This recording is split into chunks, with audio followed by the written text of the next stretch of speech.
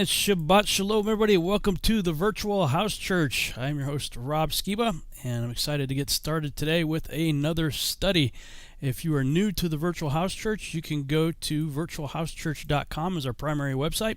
This website's been around since about 2012. It's in the process of getting a major upgrade here, and so I'm upgrading as we go along. So basically all the links all the way up to this week's study right here, week 15, will take you to the new website. So for instance, you can click on the first link there, who we are. It takes you to the new website, and that takes you to a page that just explains a little bit about who Sheila and who we are. And click on the Virtual House Church store. There you can check out the calendars we have. We have a calendar by Kevin and Amanda Roberts, as well as one from Juan Carlos. You click on the picture, it takes you to a free PDF that you can view and or download for yourself. And if you'd like printed copies of Kevin and Amanda's and you live in the United States, you can click on the domestic button, international, the button below that. And then down below the calendars, we have the workbooks, which you can get typically faster through Amazon, although I will say that the things are slowed down quite a bit from the way it used to be. It's taken quite a bit longer than it used to get stuff, but you can get them individually through Amazon or save some money and get them all through us if you get all 5 together. And for those of you who have ordered, good news. I got my inventory finally, came in yesterday, so I am up to date. As of today, anyway, as of yesterday, any orders that were that you guys have made prior to yesterday have gone out, so they are in the mail. If you'd like to get them instantaneously, you can get the PDF version of them right here. And down below that is the Ephraim Awakening DVD-ROM that contains all the resources you see here. And let's continue here. Statement of Faith is just what it sounds like. That's what we believe here at the Virtual House Church. Coming Out of Babylon is a very comprehensive page, has lots of resources. What does it mean to come out of Babylon? What does it mean to keep the Sabbaths and the feasts? There's notes and books, and as you can see here, lots and lots of videos for you to go through. You can spend a lot of time on this web page, and I suggest that you do, especially if you're new. If you're looking for a fellowship with people that you can interact with personally, I mean, we're doing this here virtually online with the Virtual House Church, but this is a resource that may help you connect with people actually in person. This is the 119 Fellowship Finder. And let's zoom in here. I'm going to go to South Africa. My friend's down in South Africa. So let's try somebody way out here in the middle of nowhere. Anne Bernard. So she's probably looking for somebody way out here in the middle of nowhere to fellowship with. So if you live next to Anne, perhaps you can connect with her. That's how that works. You just click on the tabs and it will give you the contact information just like that. So a lot of people come here and they think that what we're doing here is wrong, and inevitably those who believe that way will quote Paul. And so we've got a whole page dedicated to Paul, because we here at the Virtual House Church, we actually love Paul. I think he's an awesome dude. I think he's a legitimate apostle, and I very much endorse the writings of Paul, but I maintain that you should not read a single sentence that Paul wrote until you thoroughly understand what Paul read, studied, and likely had memorized. So this is a page dedicated to frequently asked questions dealing with the Apostle Paul and his writings, so you can go through all these blogs right here.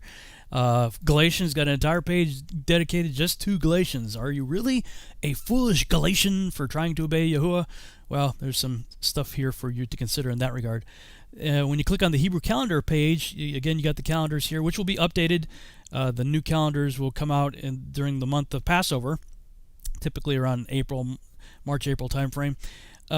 So these are still good till today. These calendars have the Gregorian calendar on them with sort of the Hebrew calendar superimposed on top of it. So you can keep track of the dates that you're used to, on the Gregorian calendar, today being January 23rd, 2021.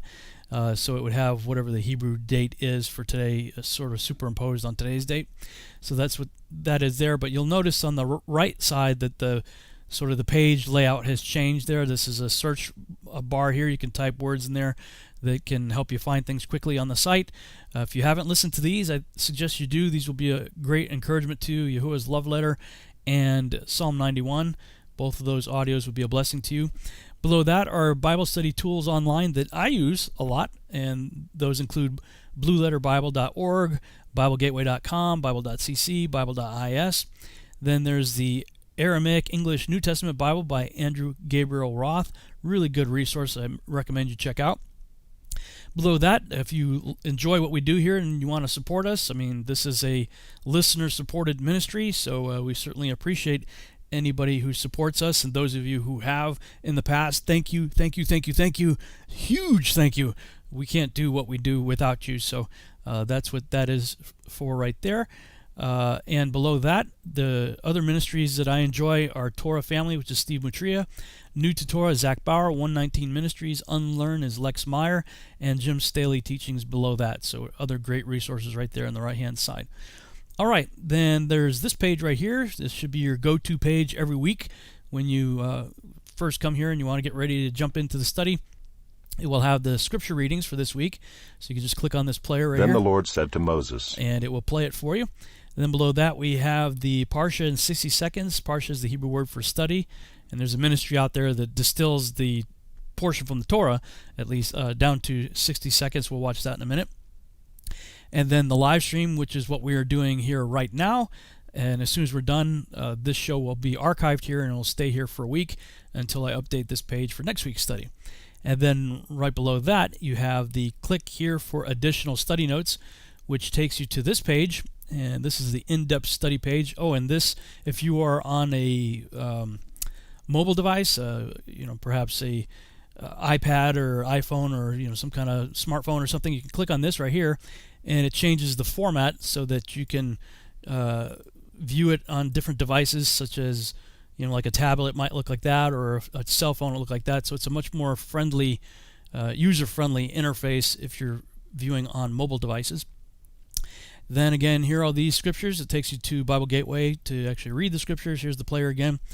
And here's that Parsha in 60 seconds, which I'll go ahead and play now. Shalom and welcome to Parsha in 60 seconds. Today's portion is from Exodus 10:1 through 13:16. It is called Bo, which means go or come. 7 out of 10 plagues have been performed, and Pharaoh keeps changing his mind about letting the Israelites go. God used the east wind and brought an onslaught of locusts on the land. Pharaoh begged for forgiveness. God used a west wind to lift the locusts into the Sea of Reeds. God hardened Pharaoh's heart, and he would not let the Israelites go. Then God brought darkness upon the land, but the Israelites enjoyed light. Pharaoh tried to negotiate terms in which the Israelites left their flocks behind. Moses rejected the terms. Pharaoh reacted in anger, yelling, "The moment you look upon my face, you shall die." Moses warned Pharaoh that God would kill every firstborn in Egypt. God instructed the Israelites to take the blood of the sacrificial lamb and mark the frames of their doorposts, so that when the angel of death came, he would pass over, and the house would be saved. That night God struck down all the firstborn in Egypt. Pharaoh woke up that night to a loud cry, and he let the Israelites go. God instructed Moses to tell the Israelites to consecrate to God every firstborn man and beast, and Moses did so. And that is Bo in 60 seconds. That is Bo in 60 seconds. There's our Bo study distilled down to 60 seconds. And below that you have the studies that we've done in the past from 2013, 2014, 2017. This one had an interesting thing dealing with human gestation and the development of the baby in the womb as it compares to the Moedim, the appointed times of Yahuwah. Really fascinating stuff. Good discussion here. The 2017 broadcast, 16 and 17, at the end of the Torah study, we continued where the Bible leaves off after Deuteronomy. And in this particular one, we're in 1 Samuel, and it's dealing with the people saying, "We want a king." Interesting, considering our recent political events. So good study there. 2018 broadcast, and here's the one we're doing right now. Below that is the Way Biblical Fellowship with Charlie and JP. Good studies there. And Ardell's Your Living Water Torah commentaries. I can't recommend these highly enough. These are really good studies. You should click on them, view them, read them, download them, print them, put them in a binder, have them as valuable study resources for yourself and or your small groups. Really recommend those. Good starter questions also for yourself and your small group to get the discussion going. Related portion from the book of Joshua right there. And then here are some notes from our previous year's study dealing with what Paul said. These things happened to them to serve as an example, and they were written down to instruct us, on whom the ends of the ages have come. So if you want to understand the end times, as Isaiah 46:10 says, he has declared the beginning from the end. So if you want to declare the end, the end from the beginning. If you want to understand the end, you got to go back to the beginning. Go back to Genesis and read the Torah to understand the end times. Did Israel really become a nation in 1948? Controversial topic there. You can watch that video, read the notes on that as well. And then this is a really good video. If you haven't seen it before, I recommend you check it out. It's a short little movie about the Passover. It's really well done. I really enjoyed it, so you can check that out. More resources, of course, on the Coming Out of Babylon page, which I showed you a minute ago. Nailed to the Cross by 119 Ministries. There's two versions of it, one with Steve Mutria, and then I guess did an updated version of it. Highly recommend you check out that teaching. Here's that video I was telling you about the human gestation and the feasts of Yahuwah. Coincidence or intelligent design? And then last week I showed you how the plagues of Revelation is just an amped up repeat of Exodus. So I have that chart here again. And the plagues and the gods and goddesses of Egypt. So each plague related to each of the gods of Egypt in this graphic right here. Also a continuation of the teaching by Chuck Missler that I had in last week's study notes. Continued it here with the plagues from this week's portion. Did God really harden Pharaoh's heart and make him do what he did, or did he simply strengthen Pharaoh's heart to enable him to continue to do what he already wanted to do? That's what this is about here.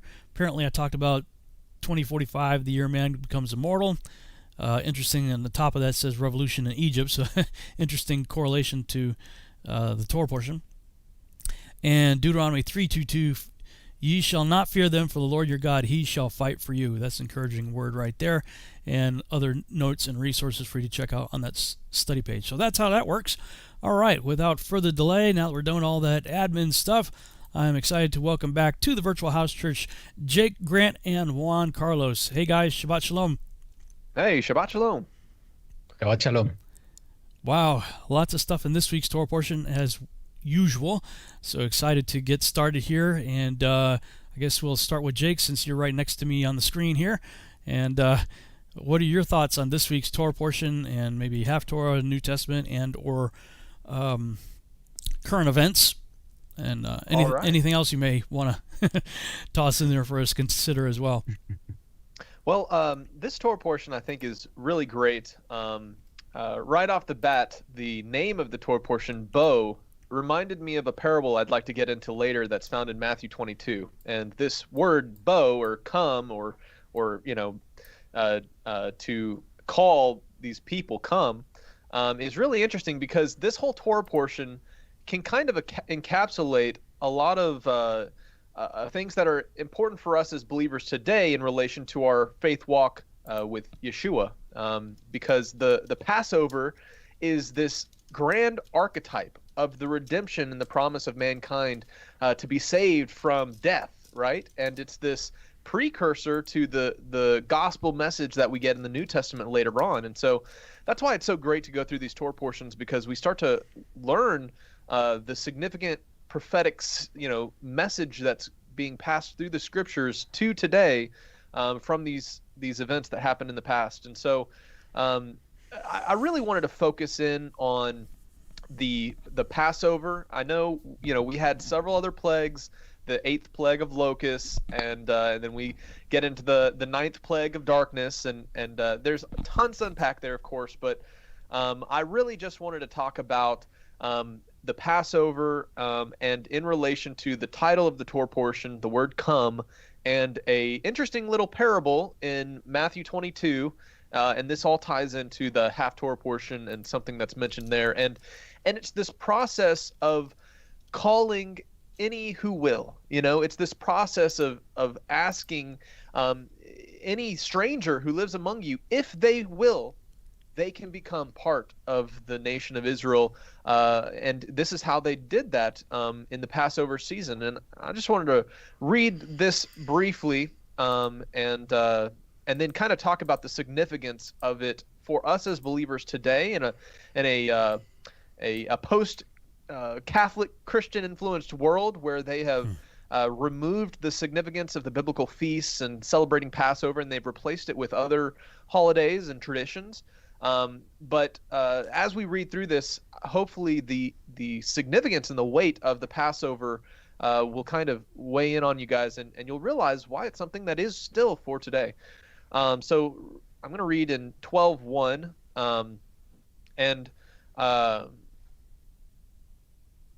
and this is basically the guidelines for Passover. It says, "The Lord said to Moses and Aaron in the land of Egypt, 'This month shall be for you the beginning of months. It shall be the first month of the year for you.'" So just a quick pause. I know our Jewish brothers, they keep Rosh Hashanah in the fall feasts, and that's the Jewish New Year, and that's tied to the alleged time that Adam would have been created. Apparently, he was created around that fall feast period. But the significance of Yah saying that this month shall be the first to you, the beginning of months, here in Exodus 12:1, really helps us understand that it doesn't matter what time we want to keep a new year, whether it be a Gregorian calendar or whatever. The Most High, he has decided what month shall be the beginning of months for us, and that is this month of Aviv here. And so, continuing on, "Tell the congregation of Israel that on the 10th day of this month, every man shall take a lamb according to their father's household, a lamb for a household. If the household is too small for a lamb, then he and his nearest neighbor shall take according to the number of persons, according to what each can eat. You shall take your count for the lamb. Your lamb shall be without blemish, a male, a year old. And you may take it from the sheep or from the goats, and you shall keep it until the 14th day of this month, when the whole assembly of the congregation of Israel shall kill their lambs at twilight. Then they shall take some of the blood and put it on the 2 doorposts and the lintels of the house in which they eat it. And they shall eat the flesh that night and roast it on the fire. With unleavened bread and bitter herbs they shall eat it. Do not eat any of it raw or boiled in water, but roasted its head with its legs and its inner parts. And you shall not let none of it remain until the morning. Anything that remains until the morning you shall burn. In this manner you shall eat it, and your belt fasten, your sandals on your feet, and your staff in your hand. And you shall eat it in haste. It is the Lord's Passover. For I will pass through the land of Egypt that night, and I will strike all the firstborn in the land of Egypt, both man and beast. And on all the gods of Egypt I will execute judgments. I am Yahuwah. The blood shall be a sign for you on the houses where you are, and when I see the blood, I will pass over you, and no plague will befall you to destroy you when I strike the land of Egypt. This day shall be a memorial for you, and you shall keep it as a feast to Yahuwah throughout your generations, as a statute forever. You shall keep it as a feast. 7 days you shall eat unleavened bread, and on the first day you shall remove leaven out of your houses. For if anyone eats what is leavened from the first day until the 7th day, that person shall be cut off from Israel. On the first day you shall hold a holy assembly. On the 7th day a holy assembly. No work shall be done on those days, but what everyone needs to eat, that alone may be prepared by you. And you shall observe the feast of unleavened bread, for on this very day I brought your hosts out of the land of Egypt. Therefore you shall observe this day throughout your generations as a statute forever. In the first month, from the 14th day of the month at evening, you shall eat unleavened bread until the 21st day of the month at evening. For 7 days no leaven is to be found in your houses. If anyone eats what is leavened, that person will be cut off from the congregation of Israel. Whether he is a sojourner or a native of the land, you shall eat nothing leavened in all your dwelling places. You shall eat unleavened bread. Then Moses called all the elders of Israel and said to them, Go and select lambs according to your clans and kill the Passover lamb. Take a bunch of hyssop, dip it in blood in some basin, and touch the lintel on the 2 doorposts with the blood that is in the basin. None of you shall go out of the door of his house until the morning, for the Lord will pass through to strike the Egyptians when he sees the blood on the lintel and on the 2 doorposts, and the Lord will strike over the door and will not allow the destroyer to enter your house to strike you. You shall observe this rite as a statute forever for you, for your sons forever. And when you come to the land that the Lord will give you, as he has promised, you shall keep this service. And when your children say to you, What do you mean by this service? You shall say, It is the sacrifice of the Lord's Passover, for he passed over our houses, of the people of Israel in Egypt, when he struck the Egyptians, but spared our houses. And the people bowed their heads and worshipped. And when the people of Israel went and did so, as Yahuwah had commanded Moses and Aaron, so they did. So, The reason I wanted to read through that and the significance of this and for our walk as believers today is this is a archetype of our redemption from a life of sin, from being drawn out of the world system, out of spiritual Egypt, and being given this free gift of salvation through the blood of the Lamb on that doorpost, right? Which is a parallel to the free gift of salvation that is offered by the Mashiach in the New Testament. Yeshua and his blood covers us and allows the angel of death to pass over us in terms of a coming, a judgment time. And so, whenever we talk about why I wanted to read through this, it's a lot of the world has kind of lost a knowledge that keeping these feasts are important or significant. The Christian world primarily has really replaced it with other traditions, other days and holidays that they thought were good things to do, but really they didn't want to participate in these things that were considered too Jewish, right? But here's what I wanted to read and relate to how there were many Egyptians actually that when they saw these Israelites painting their the lintels of their doorposts, some of them probably fell in step and were like, you know what? All of these plagues were happening, and I don't want to get hit with the hammer again. When we've learned our lesson, we've gone through our tribulation. So they probably were copying the Israelites, and you know what? They were also, saved from that judgment just by that simple act of putting faith in, the blood of that lamb on the doorpost to save them from the destroyer that came, and they might not have even known what they were doing. But this really reminded me of the idea that these strangers were welcomed and encouraged to keep the Passover of Yah, even after Israel left and they went into the land. If a stranger or somebody who sojourned among them wanted to become one of the children of Israel, wanted to become like a native born, then the process would be to engage in this feast of Passover. First, they would circumcise their males so that they could participate rightfully. Because we have a commandment here that says if you're not circumcised, you should not participate in the Passover. So in terms of modern significance of, the circumcision, that this is one of the primary reasons. It's not necessarily, the Jewish argument of you must be circumcised to be saved, but rather once you're saved, if you want to participate in these amazing, beautiful feasts, you better do it according to the instructions that he laid out with them. But going on to these these strangers that wanted to come into covenant, this is so exciting because really we have a lot of people today in the world that are strangers from the commonwealth of Israel. They're strangers from the covenants and the promises and the commandments, and they might not have even picked up a Bible and read it yet. But how can somebody like that grab hold of the heritage of Israel? Well, whenever they submit their life and they start to believe on the Messiah, it changes their heart to want to act out and follow the commandments in the Scripture. And that's when we can grab hold of this heritage like the Passover and the feasts. And so I was kind of walking through that because I wanted to read a parable in Matthew 22. And in Matthew 22, to me, it really kind of is almost a parallel to this call for Passover, like during this Torah portion where, anybody who will, if you want to be saved, participate, right? And in Matthew 22, it starts off with the parable of the wedding feast. And I want to read it this way. And it says, "And again, Yeshua spoke to them in parables, saying, the kingdom of heaven may be compared to a king who gave a wedding feast for his son, and sent his servant to call those who were invited to the wedding feast. But they would not come. Again he sent other servants, saying, tell those who are invited, see, I have prepared my dinner, my oxen and my fat calves have been slaughtered, and everything is ready. Come to the wedding feast. But they paid no attention and went off, one to his farm and another to his business, while the rest seized his servants, treating them shamefully, and killed them. The king was very angry, and he sent his troops and destroyed those murderers and burned their city. Then he said to his servants, the wedding feast is ready, but those invited are not worthy. Go therefore to the main roads and invite to the wedding feast as many as you find. And those servants went out into the roads and gathered all whom they found, both bad and good, so the wedding hall was filled with guests.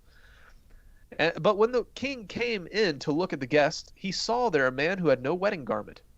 And he said to him, Friend, how did you get in here without a wedding garment? And he was speechless. Then the king said to the attendants, Bind him in hand and foot, and cast him into outer darkness, in the place where there will be weeping and gnashing of teeth. For many are called, but few are chosen. And this passage, it really reminds me of this call of Yah, that any who will follow his commandments and choose to take hold of the heritage of Jacob and Abraham and Isaac, they can come to the feast of the king, right? They can participate in these Leviticus 23 feasts, which are all about our Creator, which are all about the Messiah, and remind us of the great mighty things that Yah has done throughout history for us. And so the reason I wanted to read this parable in Matthew 22 is because we see something in Revelation chapter 3, I believe. Let me pull it up here, and it's okay. So, and this is a message to the angel of the church of Sardis, and it says this in verse 4. Yet you have still a few names in Sardis, people who have not soiled their garments. They will walk with me in white, for they are worthy.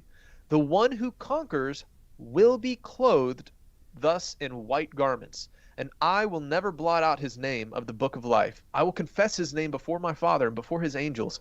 He who has an ear, let him hear what the Spirit says to the churches.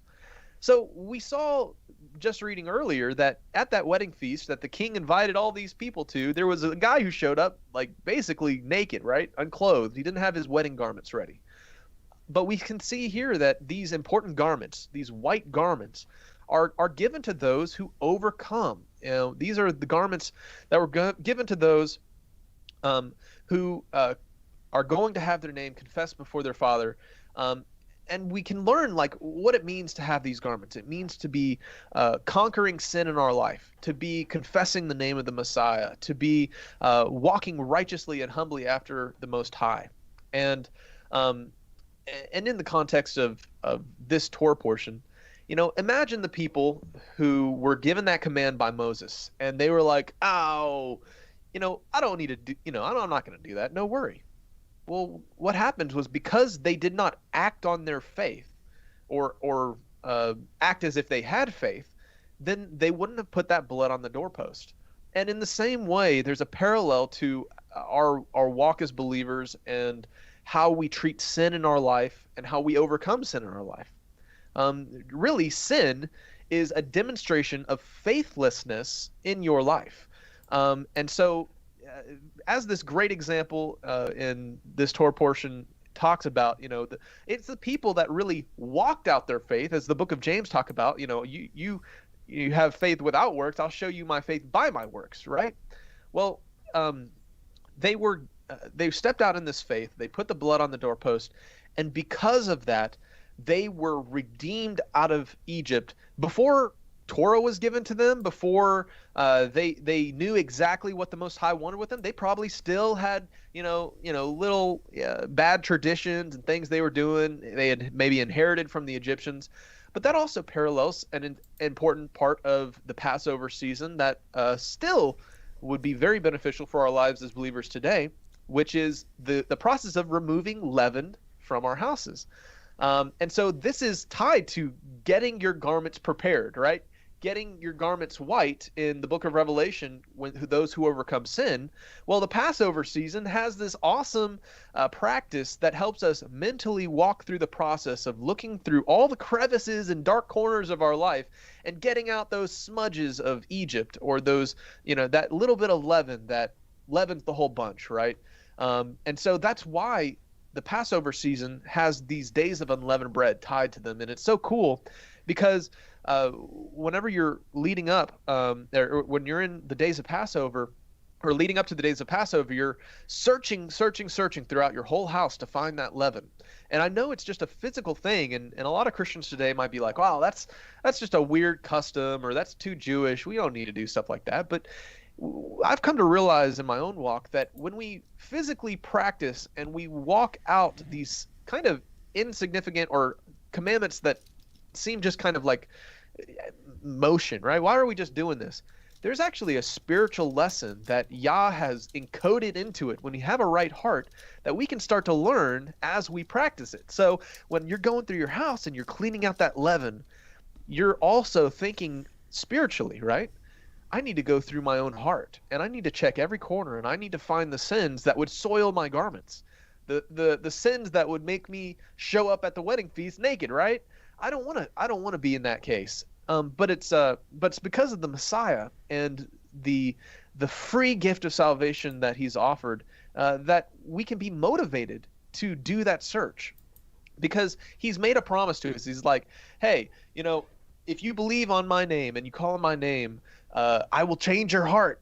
And that's the heart change that allows us to want to challenge those strongholds of sin in our life. And then this is all tied to just the heart matter. And so to wrap this up, that's primarily why Passover should be significant to believers today. And so I wanted to touch on that, but I also wanted to read here in the half Torah portion at the very end, and it's just this amazing promise, because imagine if you were in a time machine and you could be transported back to Egypt, right? And you were one of those people that went out with the sons of Jacob.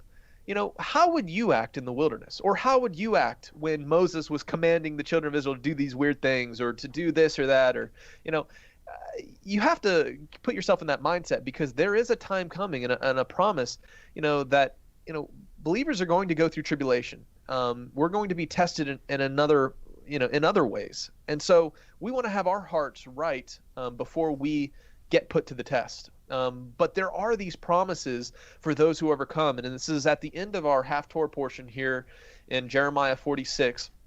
And I'm just going to read the last little bit here in verses 27 through 29, it looks like. But it says, "Fear not, O Jacob my servant, nor be dismayed, O Israel. For behold, I will save you from far away, and your offspring from the land of their captivity. Jacob shall return and have quiet and ease, and none shall make him afraid. Fear not, O Jacob my servant, declares the Lord, for I am with you. I will make a full end of the nations to which I have driven you. But of you I will not make a full end. I will discipline you in just measure, and I will by no means leave you unpunished." So, why is this significant? Because He is making a promise here that all of these other nations, all these other people groups, they're going to fade away. But those who hold to the name of the Most High and call themselves by Israel, we are the chosen people of God. We're going to follow His commands. We're going to walk after His statutes, and we're going to, profess the name of the Messiah. Then He's making promises in these prophetic scriptures that seem really likened to another Exodus style event. And that's why I think the Exodus account here in the Torah portion reminds us to be telling our children, hey, in generations to come, when your kids ask you, why do we do Passover? Why are we doing this stuff? Why are we looking for breadcrumbs? It's a reminder of the mighty things that Yah has done, because there are also mighty things to come. And that's all right. I finished my rant. Good stuff, man. Let me switch back over here. There we go. Be interesting. I have few points to share as well, guys. Cool. When I was reading the the portion, few verses popped up, and it's not related to Pesach, to Passover, but I think it's important to mention, especially on the days we are living now. And the first one that I found interesting is in the chapter 10, verse 3. And then this is basically the encounter between Moshe, and Pharaoh before the eighth plague, the plague of the locusts. And the verse 3, Yahuwah asked an important question to Pharaoh. And it reads the following: "And Moshe and Aaron came into Pharaoh and said to him, Thus said Yahuwah Elohim of the Hebrews, Till when shall you refuse to humble yourself before me? Let my people go so that they serve me." So when I read this question, it resonated inside me, that we know the entire story, that how Yahuwah was hardening the heart of Pharaoh. But even in that situation, he made this important question: till when shall you refuse to humble yourself before me? And we understand that the Pharaoh didn't humble himself. So when I read this, I was thinking just in my own life, especially in this time of tribulations, in the same period or similarly to what was happening in Mizraim in that period of time. Are we humbling ourselves to Yahuwah? Because what happened to Pharaoh, all these plagues, because he wasn't able to humble himself. So the question I make to myself, am I humbling myself to Yahuwah? Because there are multiple verses that is talking about humbling. I want to share some of them with you now. The first one that I found is in the book of James, Jacob in Hebrew, verse 4. Chapter 4, verse 4 to 10, and this is the connection to the days that we're living today. It says the following in James chapter 4, verse 4: adulterers and adulteresses, do you not know that friendship with the world is enmity with Elohim? Whoever therefore intends to be a friend of the world makes himself an enemy of Elohim. These are strong words, but it's important for us to remind. And you will see the connection to the question of to Pharaoh in this portion. Let's continue in the verse 5. Or do you think that the scripture speaks to not purpose? Does the spirit which dwells in us intensely crave unto envy? But he gives greater favor. Because of this, he says, Elohim resists the proud, but gives favor to the humble. This is the first connection. Yahuwah will give favor and grace to us if we are humble, truly humble from our hearts. Continuing the verse 7, it says, so then subject yourselves to Elohim, resist the devil, and he shall flee from you. Draw near to Elohim, and he shall draw near to you. Cleanse hands, sinners, and cleanse the hearts, you double-minded. Lament and mourn and weep. Let your laughter be turned to mourning, and your joy to dejection. And here is the connection. Humble yourselves in the sight of the Master, and he shall lift you up. So there is an amazing example.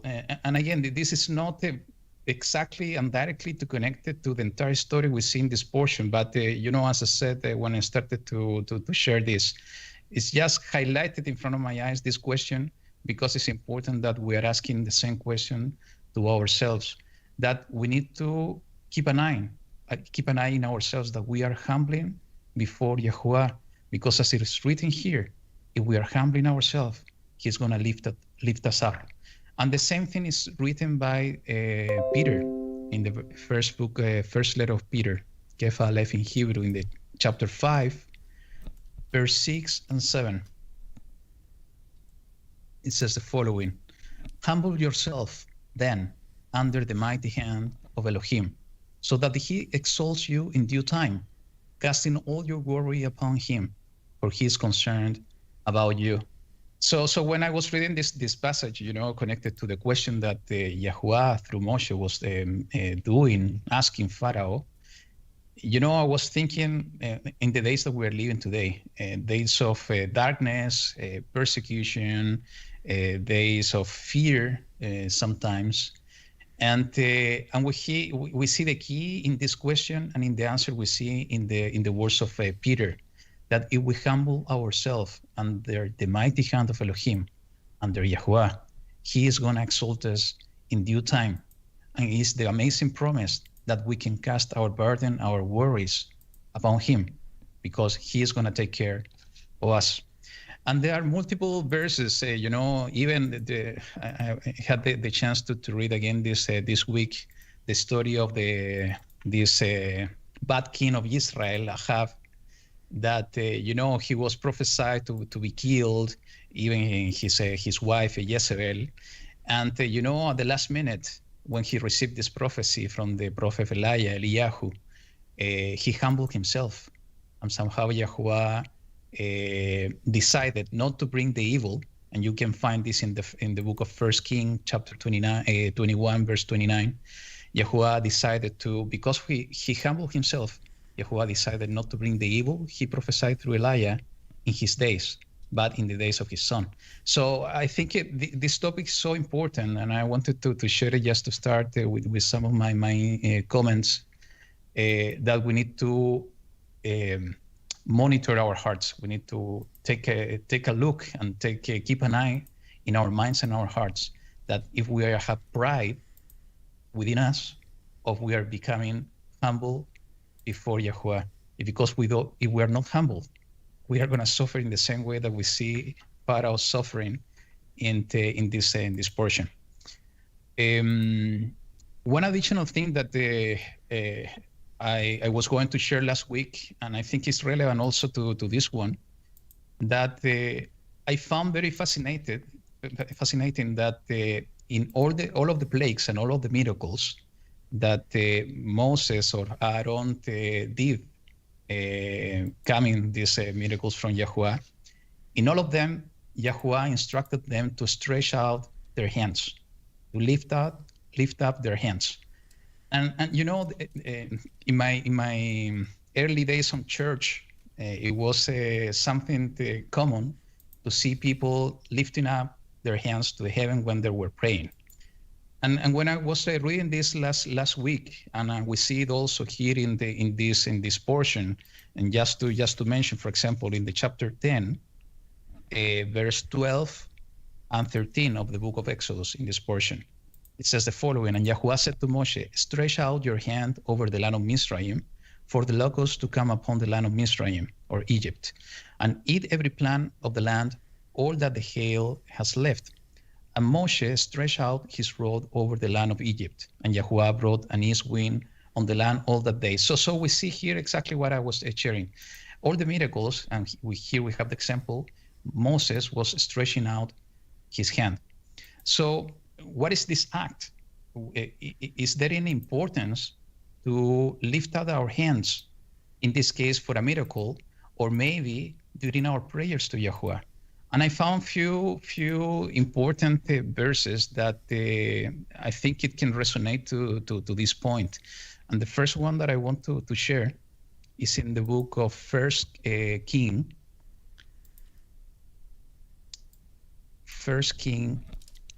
chapter 8,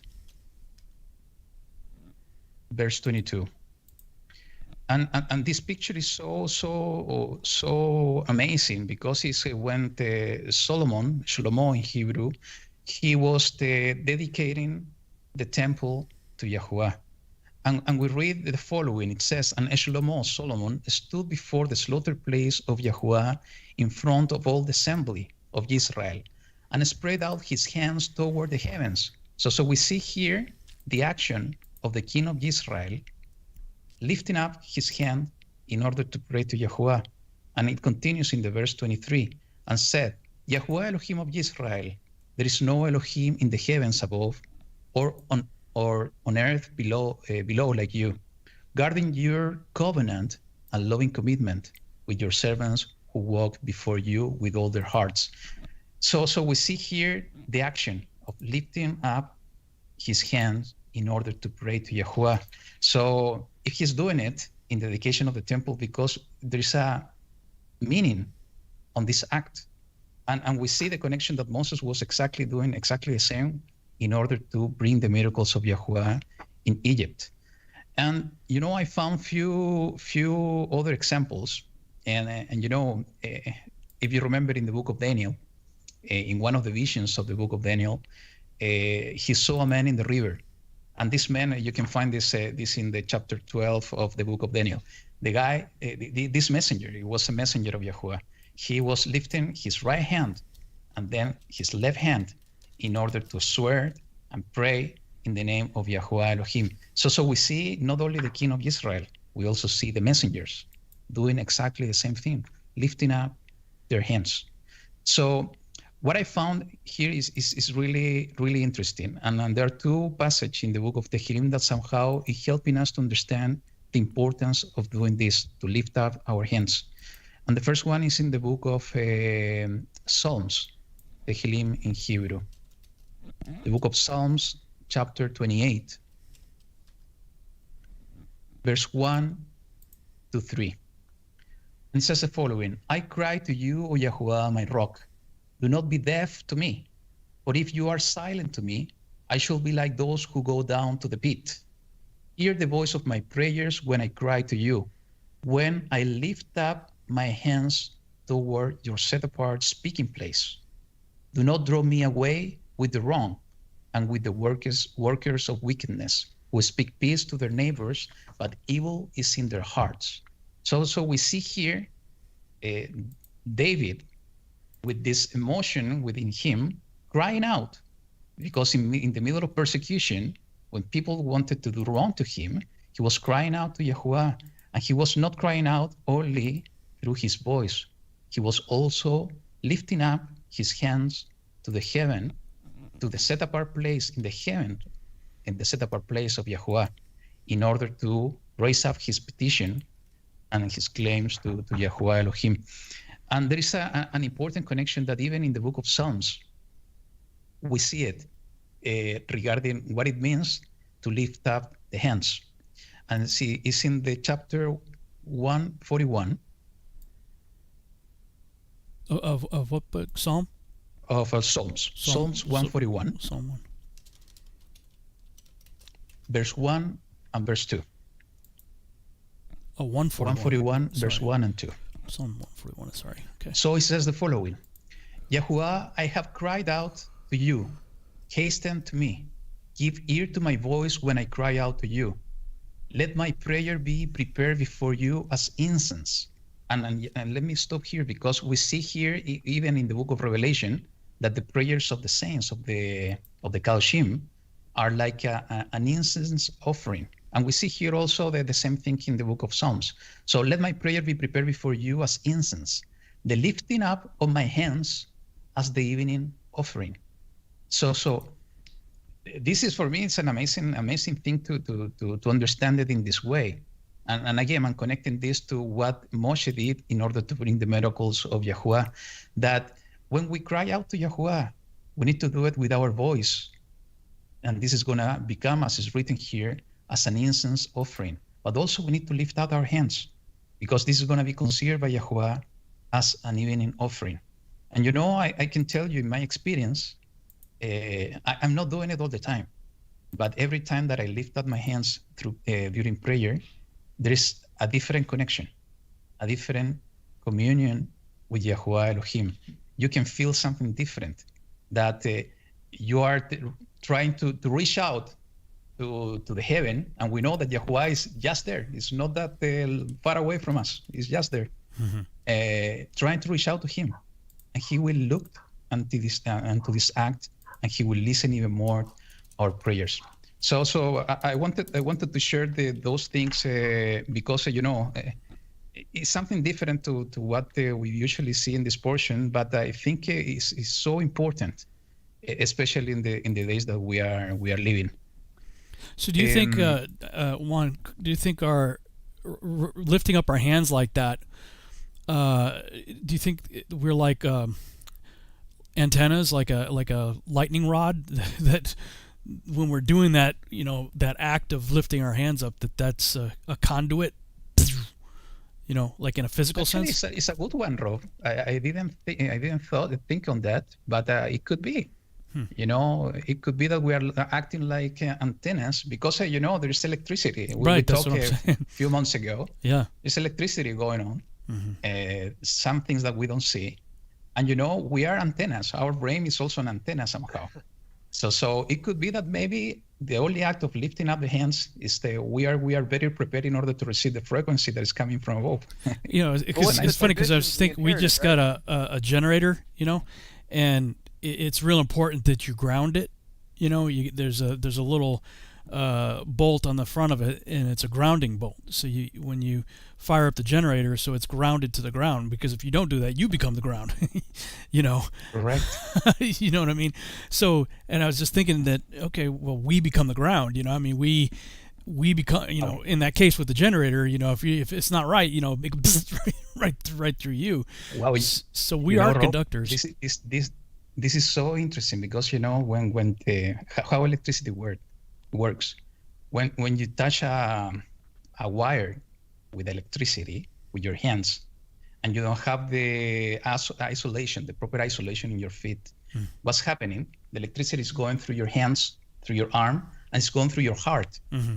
That's why, the people that suffer from electrical shock, they can die because electricity is going through their heart to the earth, the soil. So just to do the parallel to what we're discussing, let's imagine for a minute that the raising the hands is just to take the electricity that's coming from above, and it will go directly to our heart. Oh, that's good. So amazing it could be. And yet we inherited this, right? Like we're inheriting like close your eyes, right, curl up into a ball. Interesting. Yeah. That's really So cool. now in this time of travels, I think I found important to bring this topic. Every time that we're praying, especially now that we are being persecuted, and I do believe, and we have been talking about this in previous broadcast, what is coming is going to become even worse. So let's keep in mind all of these tips that we see in the word of Yahuwah, in order to make our cry and our voice and our prayer even louder in front of Him. So one additional thing that I found fascinating, this is worth enough to mention, is in the same chapter 10, is when the locust came to Egypt, and the Pharaoh recognized that he made a mistake, and it is written in the verse 16, the following of chapter 10, verse 16 of the book of Exodus. It says, Pharaoh then called Moshe and Aaron in haste and said, I have sinned against Yahuwah your Elohim and against you. And now please forgive my sin only this once, and pray to Yahuwah your Elohim, and He would only turn away this death from me. So what's the point that I want to bring? And it's even more interesting that is Pharaoh, the one bringing this topic. It's about sin. He is acknowledging that the first being that is committing sin is against Yahuwah, but also he's acknowledging that he has sinned against Moses. So what's the point that I want to make? We need to remember all the time that we commit sin, and we have been called by Yahuwah not to commit sin, and we are under the Yahushua step, we're going to be saved from sinning. But we can fall down sometimes. It is normal because we are in this flesh full of sin.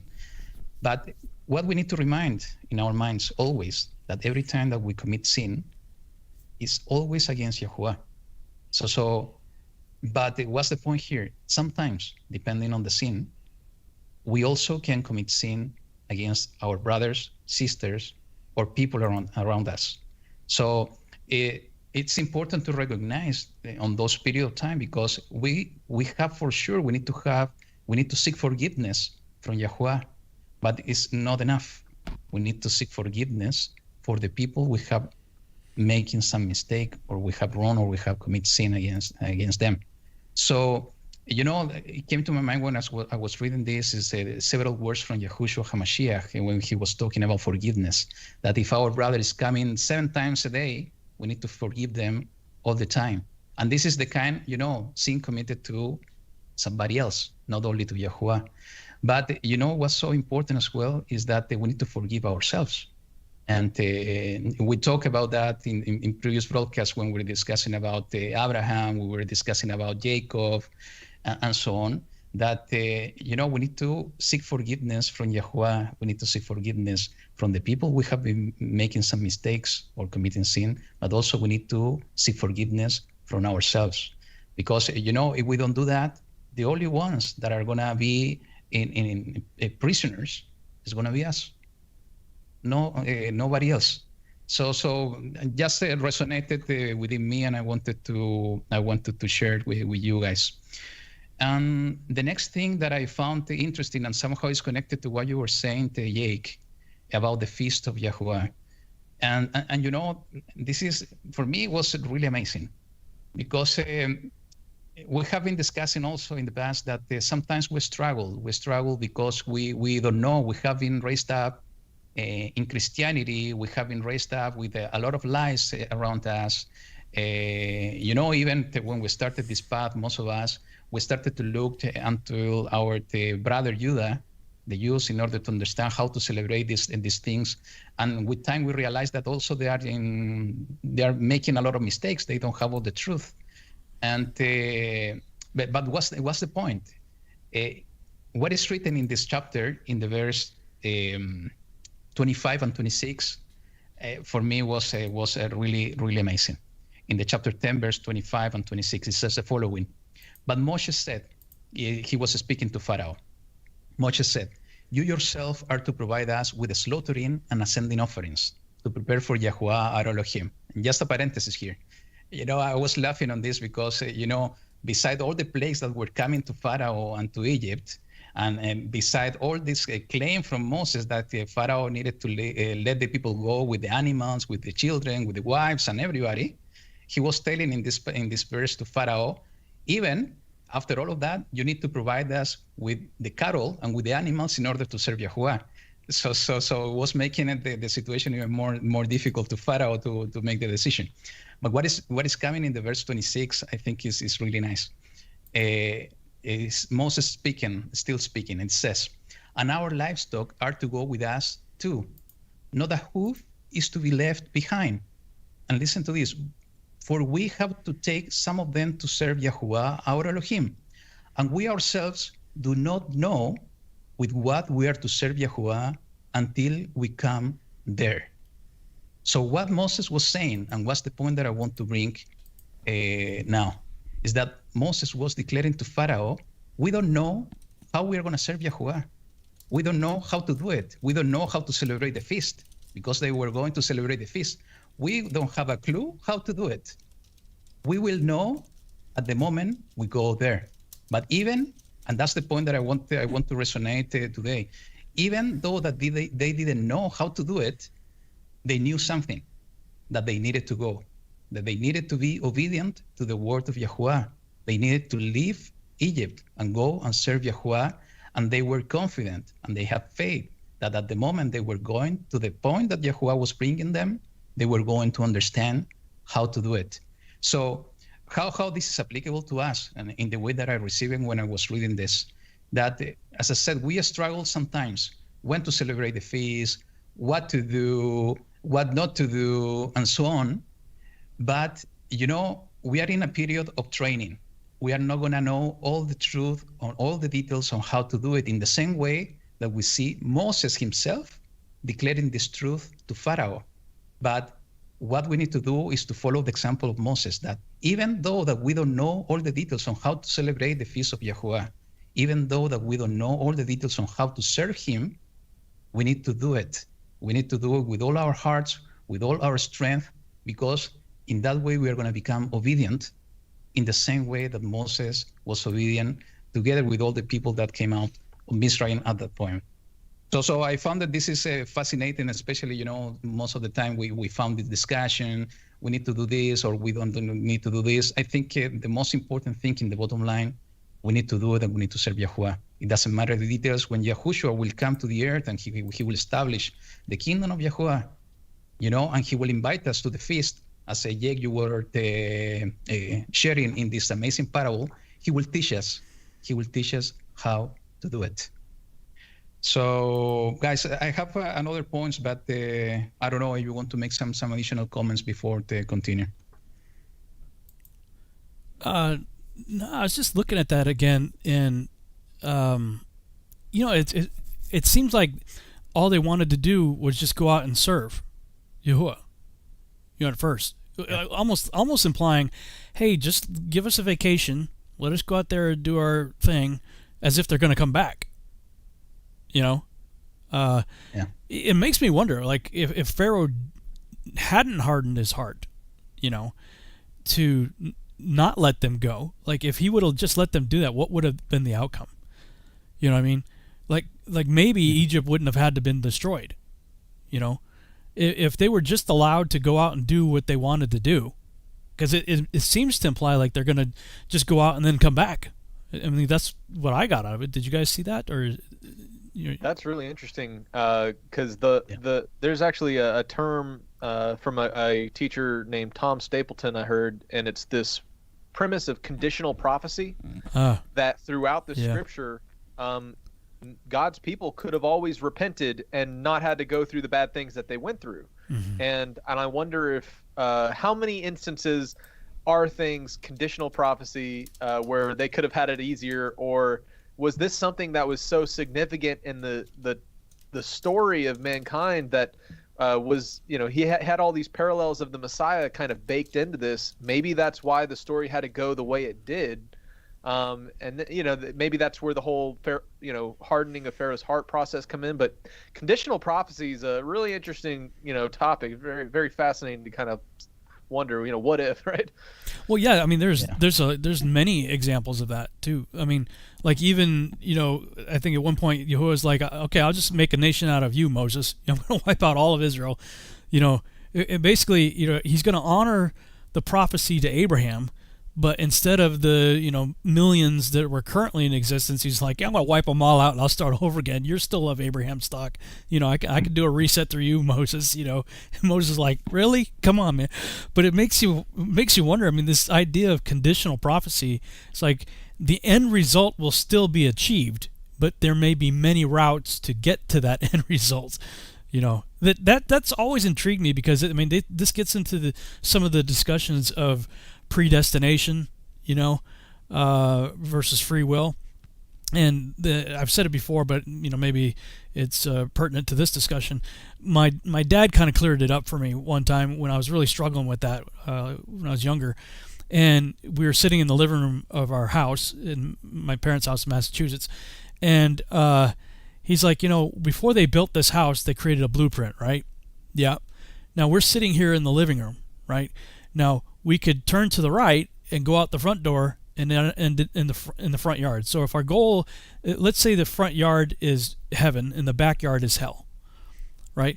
Well, we have a choice. The easiest thing where we are here in the living room is take a right, go out the front door, where we end up in quote unquote heaven, right? Or we could go out that door right there, which led to the hallway so if you went out the entrance to the living room and you took a left, there was a hallway that led to 3 bedrooms and a bathroom. If you just kept going straight, you went to the kitchen. If you went straight into the kitchen and took a right, you ended up in the dining room that also had a front door that could go to heaven, if you will, and it had a back porch door that could go to hell. And so he's like, what's your choice? So in other words, every choice you're going to make has been predestined by the blueprint, but you have the right to choose. It's all up to you to choose which way you want to go. You're going to end up in several different possibilities to get to the 2 destinations, if you will, heaven or hell in this example, but we have the choice to do so. And prophecy seems very much along the same lines. It's like, dude, you're going to Nineveh.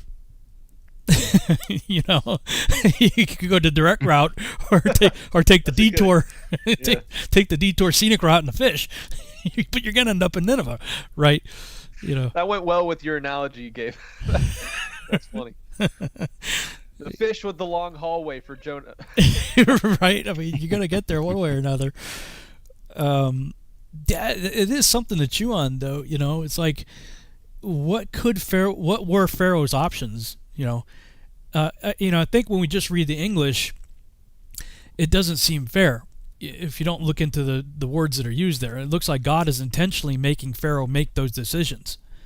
But that's not the case. He's strengthening Pharaoh's heart to go the distance. Like, okay, you want to fight me, bro? Like, I will not let you get tired, because fighting with God will tire you out. So if that's your goal, all right, dude, you want to take me on? I'm not going to let you get tired, And Pharaoh just kept, and even in verse 7, let me take the screen here.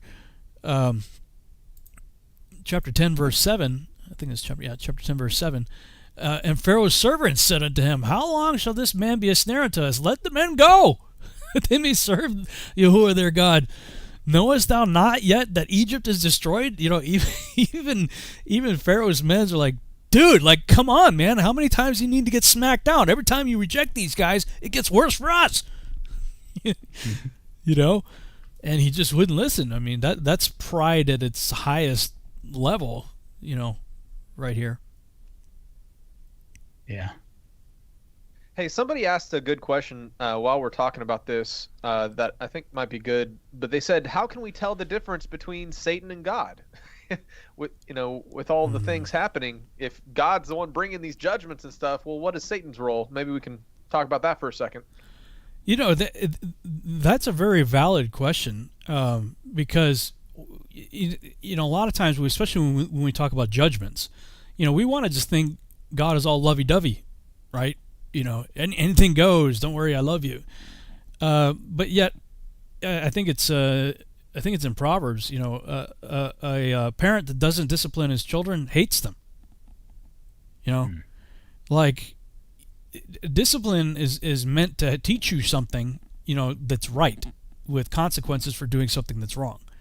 You know, so it's tempting, without doing an in-depth study of Scripture, if you just do a surface level, especially, you know, Western, you know, typically American point of view, you read the Old Testament especially, and you're tempted to think, you know, what is up with God? I mean, he's just this prejudiced, genocidal, you know, schizophrenic maniac. You know, that was my problem growing up. I've got several one-year Bibles, you know, where you know, we're doing sort of a one-year plan here on the Virtual House Church, going through the Bible in a year. But there are different you know, resources out there for doing that. And the one that I had it divided the entire Bible up into daily reading segments. So you go through the whole Bible in a year, and you read a little bit of the Old Testament, you read a little bit of the New Testament, and you read the Psalms. That was that particular one. And I had no problem in the New Testament, and Psalms were pretty cool, although David seemed pretty schizophrenic to me, bipolar, and it seemed like there was issues going on with David that I was a little like, what's the deal here? But the Old Testament, man, just really messed me up, because I couldn't get very far without, you know, kill the women, kill the children, kill the animals, you know, all this stuff. And I'm like, yeah, what is the deal here? Is this, you know, God or Satan, or what's going on, you know? And like, after several years of trying to get through it and just like, I can't deal with it, so I just ignored it and just read the New Testament and Psalms. I finally just had enough, and I said, you know what, I'm going to create a workbook.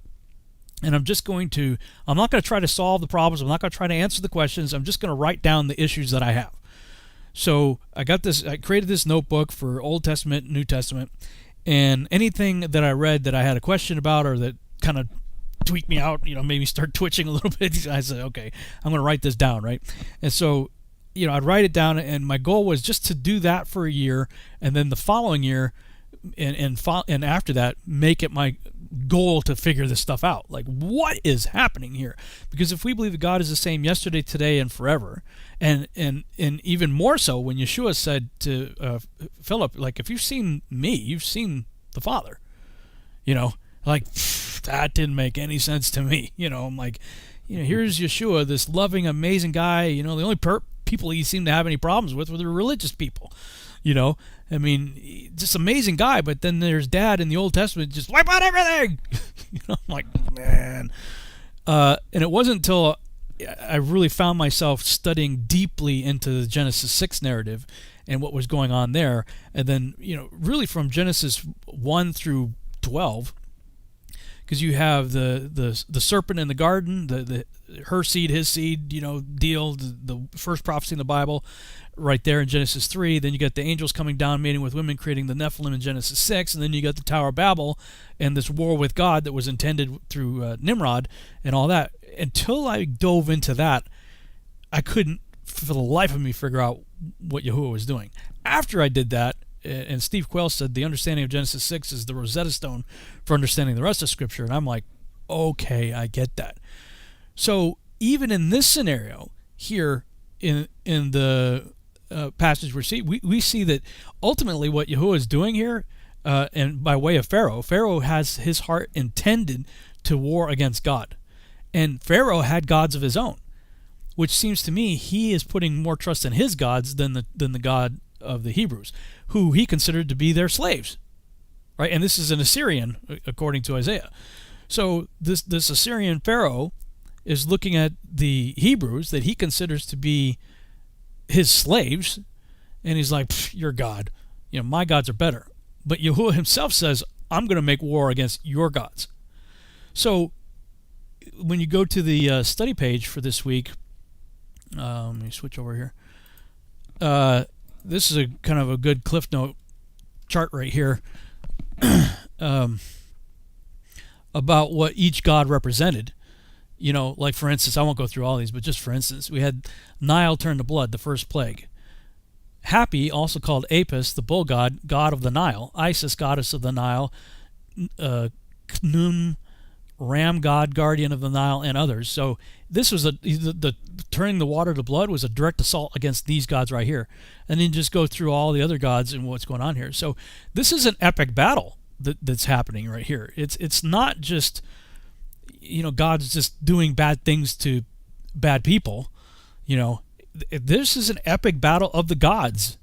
It's who do you put your trust in, and which god is more powerful?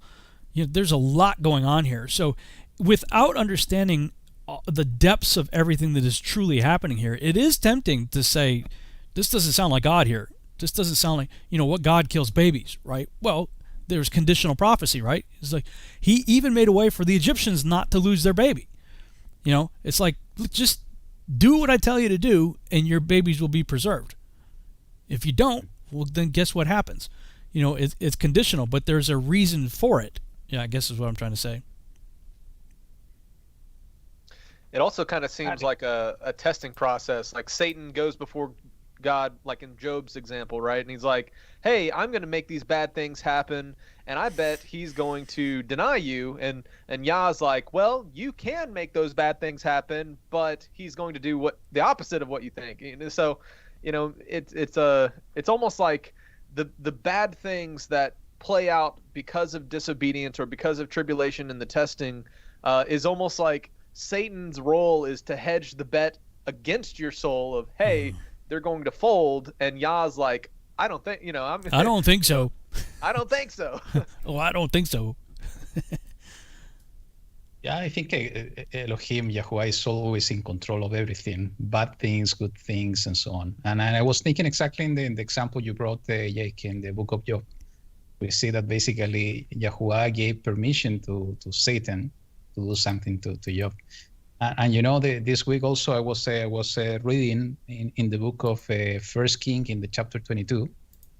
It's talking about when Ahab and Jehoshaphat goes to war, okay, and we see a lot of prophets prophesying to the king of Israel, saying, "Go, you will win," and so on. But there is only one prophet of Yahuwah, and this is in the chapter 22. And he prophesied the truth. And he was saying, and I'm looking into this, that basically he saw Yahuwah sitting on the throne, and multiple spirits came in front of Yahuwah, saying, Yahuwah was asking how we're going to entice Ahab to go to a war and to kill him, or to have him to die. So we see that it was a spirit going and going with wrong prophecies on these prophets in order to have to believe the lie. So basically we see here Yahuwah in control of the situation because he had a purpose on this, and also he needed to fulfill a word that he brought through Elijah. So again, Satan is an instrument in this case when Yahuwah wants to do something, or in case Satan wants to do some harm. In the case of Peter, for example, when Yahushua said to Peter, Satan has asked for you in order to tempt you, to try you. So the bottom line is that Yahuwah is always in control of everything that's happening. Another aspect of it that I'm thinking of is, we all kind of get our just desserts, right? And that's actually mentioned at the very end of that half-Torah portion I read earlier in Jeremiah, where he says, I won't leave you altogether unpunished. And it goes back to what you were mentioning, how he chastises his children that he loves. Like a parent will punish a child who's wayward, and that's the same thing we read at the end of this Jeremiah portion, where it says, "I will make a full end of the nations which I drove you, but of you I will not make a full end. I will discipline you in just measure, and I will by no means leave you unpunished." So we see this example multiple times with guys like David. Whenever he, committed some of the sins, there was even an example where Yah was like, okay, I'm going to give you three choices.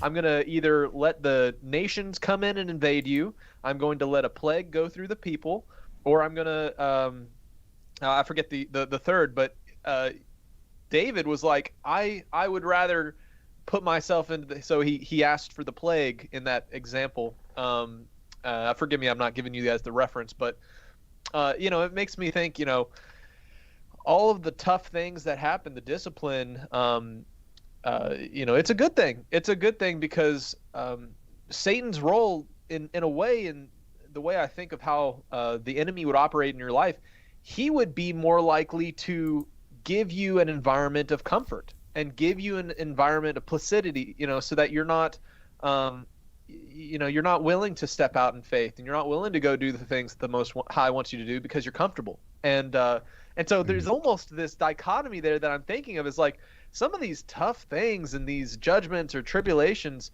maybe, that's why the apostles were celebrating and happy that they were thrown into prison. And that's why they were, excited about that, because it was through the, trial and being put through the fire that their faith was refined. But on the other hand, if Satan gives you this nice comfy chair to sit for the rest of your life and you do nothing, then who's doing better for you? The Most High, who sends a bad thing to try you, or Satan, who gives you the comfy chair you wanted to sit in, right? So, there's also that way of looking at it. I agree. There is another topic, guys, I wanted to broad. And this has been, it's a little bit crazy theory, but it has been something that I have been wondering for a long time. It's about the death of the firstborn, and the possibility that the dogs maybe had a role in the death of the firstborn. And why is that? If we go to the chapter 11, verse 7, it reads the following.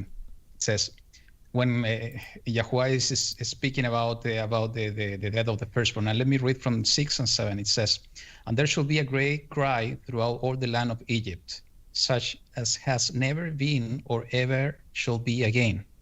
But against any of the children of Israel, no dog shall move its tongue against man or against beast, so that you know that Yahweh makes distinction between Mizraim and Israel." So when I read this the first time many years ago, it caught my attention, because why to mention dogs and in this instruction or this prophecy of what was going to happen, and we know the dogs are barking all the time, especially when something, because they have better senses than us most of the time, that something is coming. So it could be related to that, but. I was wondering, and I'm still wondering, and that's why I'm bringing it to you guys, that maybe they had a different role on the death of the firstborn. And why I'm saying this? And I have a few verses from the scripture, but also in the book of Yasher that I want to bring first. If we go to the chapter 80 of the book of Yasher, chapter 80, verse 45 and 46.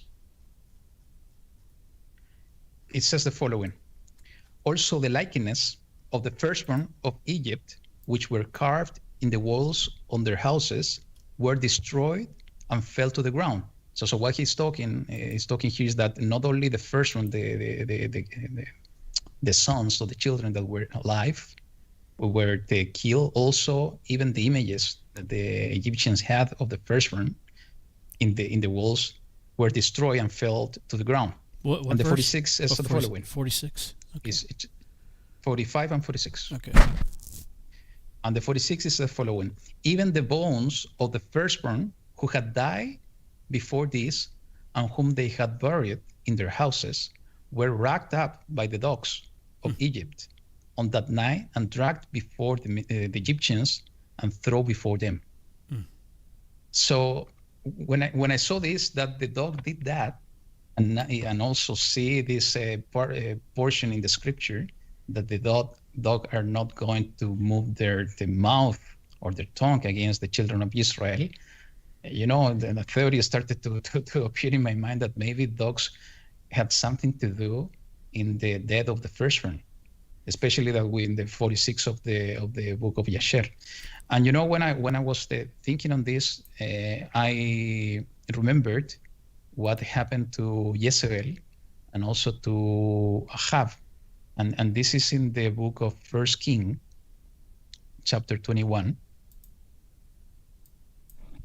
Melachim Aleph in Hebrew, First King, chapter 21, verse 23 and 24.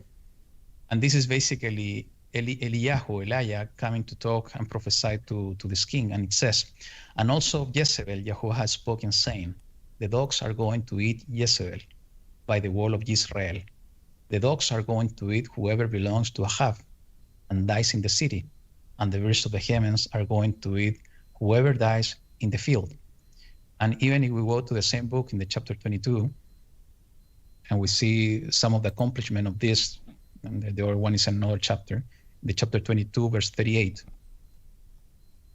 It says, and when the chariot was washed at the pool in Shomeron, in Samaria, the dogs licked up his blood, the blood of the king of Israel, Ahab, where the horse bathed, according to the word of Yahuwah, which he had spoken. So just to complement, to complete the picture, if we go to the book of Revelation, chapter 6, verse 8. And again, this is just a big question mark from me. I'm not saying that happened, but connecting all these verses, it could be a possibility. We don't know. It says the Revelation chapter 6, verse 8. And I looked and saw a green horse. He who sat on it had the name Death, and Sheol followed with him. And authority was given to them over a fourth of the earth to kill with sword and with hunger and with death. And listen to this, and by the beasts of the earth. So the question, again, I'm not saying that it was like that, but the question I have is that could it be that the dogs had something to do with the death of the firstborn in Egypt? And could it be that the animals in general are going to have some role to play in the end times? We see birds, we see beasts of the earth bringing death to the people somehow.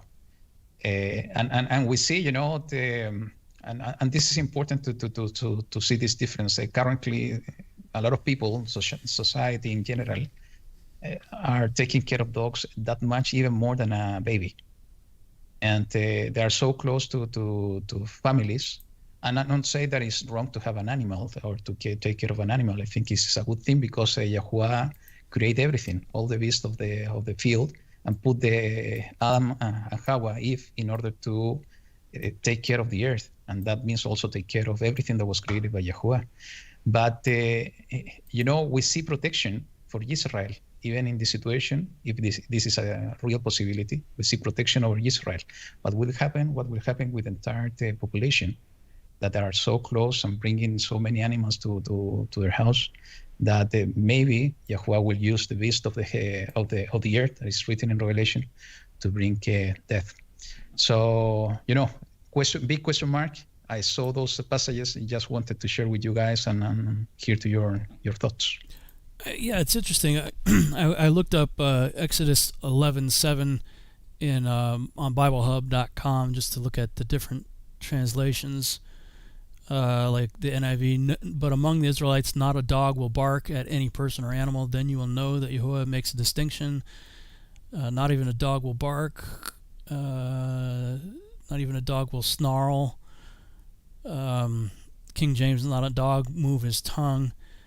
So, it seems pretty clear to me that it's the angel that the destroyer that comes around and kills everybody. But in the Joshua account, after the firstborn died and there was, weeping that they were burying their dead, even the bones of their firstborn who had died before this and whom they had buried in their houses were raked up by the dogs. So it's almost like you have the firstborn that are living that are being killed by the destroyer, and the firstborn that had already been killed or died, and because households lose babies and whatever that were already buried. This is the way I understand it. And even the bones of the firstborn who had died before this.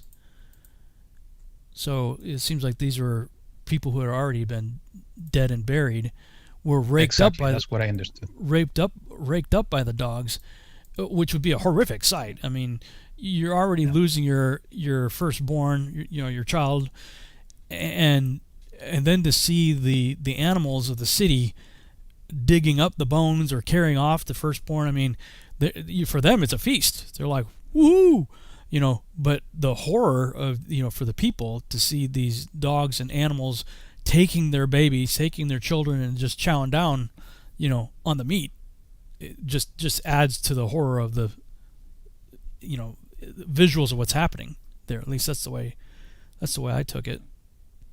Yeah. Juan, your comment on the dogs and how they weren't opening their mouths to the children of Israel actually reminded me of something in Ezekiel. I wonder if there's a connection here. But Ezekiel 14:21 talks about the four sword judgments that fall on Jerusalem. And this is a parallel to the book of Revelation and the things that follow him who was on the pale green horse, or the pale horse, who it says, first I'm going to read Ezekiel 14:21, and it says, "For thus says the Yahuwah God, how much more when I send upon Jerusalem my four disastrous acts of judgment, sword, famine, wild beast, and pestilence, to cut off it from man and beast." This wild beast in the King James Version, it actually says the noisome beast. And so, whenever you had mentioned how they, they weren't barking at the children of Israel, but they were, apparently barking and creating a ruckus for all of Egypt, it makes me wonder, could these dogs that you're making this comparison to be the noisome beasts that it's talking about? And the reason I bring this up is it's also a parallel to Revelation 6:8, which says, "Its writer's name was Death, and Hades followed close behind, and they were given authority over a fourth of the earth to kill by sword, famine, plague, and beasts of the earth." And this is the only other place in the scripture that has the direct four parallel judgments to what Ezekiel says.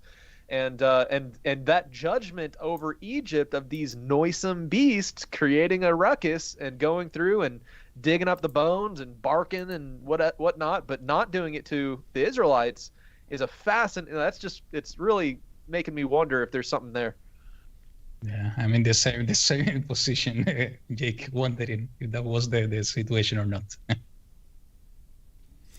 Yeah. Good. Go ahead. Yeah, and I wanted to bring another thing. When I was studying about the death and burial and resurrection of Mashiach a few years ago, I came to something that I still believe that is a translation mistake, and this is in the verse in the chapter 12 of Exodus, when it's talking about Pesach, Passover. And when we think about Passover or Pesach in Hebrew, we always think on the lamb, okay? And because of all the connotation and everything we have in the study and so on, is the lamb of Passover. But when I came to this verse and I started to study, and that's why I still believe that there was a translation mistake. And this is in the chapter 12, verse 5 of Exodus. And it says the following: "Let the lamb be a perfect one, a year-old male." Listen to this: "Take it from the sheep or from the goats." So the question that I make myself that time: how a lamb can come from a goat? because the instruction here is that they needed to take an animal. In this case, it was translated a lamb, a perfect one, a year old, and they were going to be able to take it from the sheep or from the goat. And we know the lamb, the animal lamb, is coming from the sheep. It's not coming from the goats. So when I started to study, I came to the conclusion, and it's not to discuss in details because it's a depth study, that the word that was translated as lamb here was talking about a baby animal, that it could be a lamb or a little goat. So what I did back then, and I invite everybody to do the same, is just to study the Hebrew word behind the translation done as lamb here in the verse 5, and to look at it through the scripture to see, what was the understanding beside this. So Exodus 12:5. Let me see. Exodus 12:5, 77:16 said, lamb, one of the flock, a sheep or goat. One of the flock, sheep or goat. And then the other one, a first for the year, the sheep, 35:32. 35:32, kebes, a lamb, or of the goats, 57:95. So there are 3 different words used here, 57:95. Yes. As female goat. That's interesting. So the conclusion I got back then is that the word "se," that was translated a lamb, refers to a little member of the flock. Yeah, member of the flock. When the scripture, yeah, exactly. When the scripture talk about flock, and this is also, in the countryside, in the field, it's talking about goats or sheep. Yeah, so "se" is more of a generic word. So just something of the flock, where you have the two, that would be the generic word, and then you have the specific word, kebes for lamb, and as goat. Yeah, because that's the only way to understand this passage. Because again, if we translate it as lamb, it cannot be. A lamb cannot come from a goat. So if we're talking about a member of the flock, a member of the flock can come from the sheep, that will be a lamb, or it could come from the goat, so will be a goat. That's interesting. So I'm looking on the right side for all the other renditions, all the other occurrences of the word, and they keep saying lamb, but I would imagine it's the context that determines that. If that's a generic word, I don't know enough about Hebrew to say either way, because even here in Leviticus 22:28, the same word is used, says, or a sheep in the New American Standard, but King James says, and whether it be a cow or ewe. Mm-hmm. So it seems to me that it's a generic, contextually understood word. Whatever the context is would define it. That's what it looks like to me. Because like in the Strong's, it says lesser, small cattle, ewe, goat, lamb, sheep. So it's basically, I think the best thing is the short definition there, one of a flock. Exactly. And I think that's why, when I was doing this study, I did exactly what you are proposing, suggesting, Rob, is to look and look for the different reference of the same word in the scripture, and to read the context, just to understand what is talking about. Well, yeah. But I wanted to point out because, we usually think, as I said at the beginning, Passover, we're thinking on a lamb, but even the instruction is given the chance to use a goat. Yeah, this is why I'm a huge advocate for parallel Bibles and or using online resources like this. So, if I have printed text in front of me of the Bible, I'm going to have multiple translations in front of me. Otherwise, when I'm doing Bible study, typically I have 2 monitors on my computer, and I have probably 50 browser windows open, with all kinds of resources that I'm looking at. But here's a good example of where, at least looking in the English, you would get a better understanding by comparing translations. And my favorite study Bible that I have, printed Bible, is a King James and New Living. So you have what is purported to be a literal word-for-word translation, which King James is not. You can't say it's a literal word-for-word translation when you literally replace the name of God over 6,000 times. You can't say that. And what they call a paraphrase or a thought-for-thought translation being the New Living. So in my parallel Bible, I would see in King James, your lamb shall be without blemish, and then I would look right next to it, the animal you select must be a 1-year-old male, either a sheep or a goat, with no defects. So in this case, I would say a literal translation is better rendered in the New Living than in the King James, at least according to the words that are being used here. Other translations, the animals you choose must be 1-year-old without defect. You can take either from the sheep or the goats. A lot of them use lamb, but Christian Standard Bible, you must have an unblemished animal. Holman Christian, unblemished animal. Let's see. Young's literal. That's interesting. Young's literal says a lamb, a perfect one, a male, a son should be before you, a sheep. I don't know. It is interesting. Yeah, it is.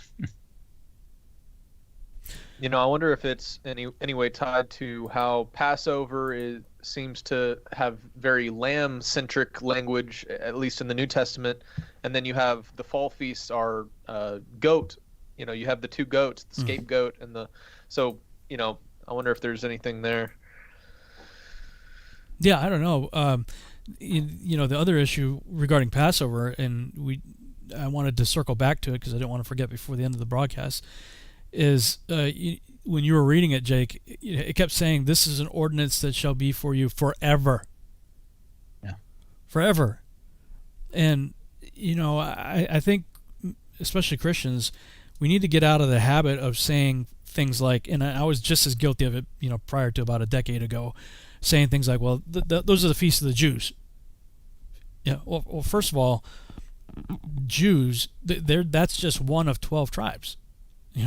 Jews were people of Judah. So we got to get out of the mindset of just the Jews. And that comes from largely being raised in, many of us as Christians were raised in what we always hear, we're New Testament Bible believing Christians, right? So we spend most of our time in the New Testament. And of course, by that time, the northern kingdoms had been dispersed already for 700 years. And, the people in the land were the Jews. So we get that locked in our head, the Jews, because of the language of the New Testament. But when we look at these feasts, these Moedim, especially when we get to Leviticus, when we start studying Leviticus 23, it says right at the top, these are the feasts of Yod He Vav He. They're his feasts. They're not the feasts of the Jews, which is only one of 12 tribes. Yes, the 12 tribes of Israel were keeping them. Among them were the Jews. But the important thing is, these are the feasts of Yahuwah. So that throws out the dispensation mentality that we have when we say, well, that's just the feast of the Jews. So in dispensation theology, we think, well, we don't have to do those, right? But when you understand these are the feasts of Yahuwah, they're his feasts. These are the feasts of God Almighty. They're his feasts. And he says, these shall be done forever. It doesn't. He didn't say, they're going to be done for about 1,000 and change years. Maybe too close to 2,000 years. Then I'm going to send my son. He's going to die, and after the cross, you don't have to do it anymore. You can start doing Easter, which is a pagan festival that Constantine replaced Passover with. No, this is something that is to be done forever. And I don't know if I still have it up on the screen. I had it there. I think it's in Exodus 12, if I'm not mistaken, where it says that you shall not partake in Passover if you are if you're not circumcised. Let me. It's at the end of 12. Exodus 12. 48. Let me put that up on the screen. So Exodus 12:48, which I guess is what, next week's Torah portion, or is that part of this week's? Is that in this week's? Let me see. Which one? That's part of this week's. Okay, so it's in this week's Torah portion. Exodus 12:48. And when a stranger shall sojourn with thee, and will keep the Passover to the Lord. So even if you subscribe to dispensation theology, right? even the stranger that sojourn with you will keep the Passover of the Lord. Let his males be circumcised, and let them come near and keep it, and he shall be as one that is born in the land. For no uncircumcised person shall eat thereof. I mean, that's pretty clear. Now, when we get to Acts 15, we see that there are Judaizers running around saying, and this is the big difference here, saying that unless you're circumcised, you cannot be saved. You must be circumcised to be saved. That was the issue in Acts chapter 15. And they got together and they had the council, and they're like, no, that's not what the scriptures are saying. So they came up with a few Torah-based rules that would simply clean up the Gentiles enough to fellowship with them, and break bread with them on Shabbat where they were here. Moses preached everywhere every week. So once you get in, and then it becomes a heart issue. You get circumcision of the heart first. If you were once a Gentile or an unsaved person, you receive the circumcision of the heart through your acceptance of Yeshua, and at that point, according to Romans chapter 7 through 11, you get grafted into the cultivated olive tree, which is Israel. So Israel has very specific rules, regulations, and holidays that also have rules and regulations. And among them, in order to celebrate the holiday, the holy day, the Moedim of Passover, you need to be circumcised. Well, at that point, you are able to make a conscious decision based on your heart. It's not, we got penis checkers at the door. If you, I don't know how that worked in Acts 15. I don't know what kind of system they had to determine that, but that's whatever. Nowadays, and there can be a reasonable case that we aren't able to truly celebrate Passover today anyway. That all we are doing is our rehearsals. Because we're not in the land and we're not doing things the way it actually says it. So I think a reasonable case can be made that no one here in America or Chile or anywhere else, is actually truly keeping Passover the way we're supposed to, because we can't. And also because Yeshua, in the New Testament, we believe, according to the book of Hebrews, that there's one sacrifice that's all been done. We have a new lamb that is Yeshua. So anything that is being done right now is I guess the best you could say is rehearsal. Now, I would say if you're going to do rehearsals, like in theater, you might as well get your lines right. You might as well get your mark right, because when the curtain finally opens, you're going to have to know where to be and what to say, at the appointed time, in the play. So if you don't rehearse right, you're not going to do right when the main event comes. So my thing is, when people ask me this question, is first to say, you do not need to be circumcised to be saved. Please hear me. You do not need to be circumcised to be saved. Okay? We're not Judaizers here. Now, if you are saved and you recognize who you are as somebody who has accepted Christ and been grafted into the cultivated olive tree, that Paul says, Paul said this, Romans, and he says in Ephesians that we were once far off to the promises and the commonwealth of Israel, but now have been brought near. And he says this in Galatians also. We have grafting terminology, we have citizenship terminology, and we have adoption terminology, all used by the Apostle Paul to say that you get brought into Israel. Well, Israel has appointed times that are forever. They didn't end at the cross. They're forever.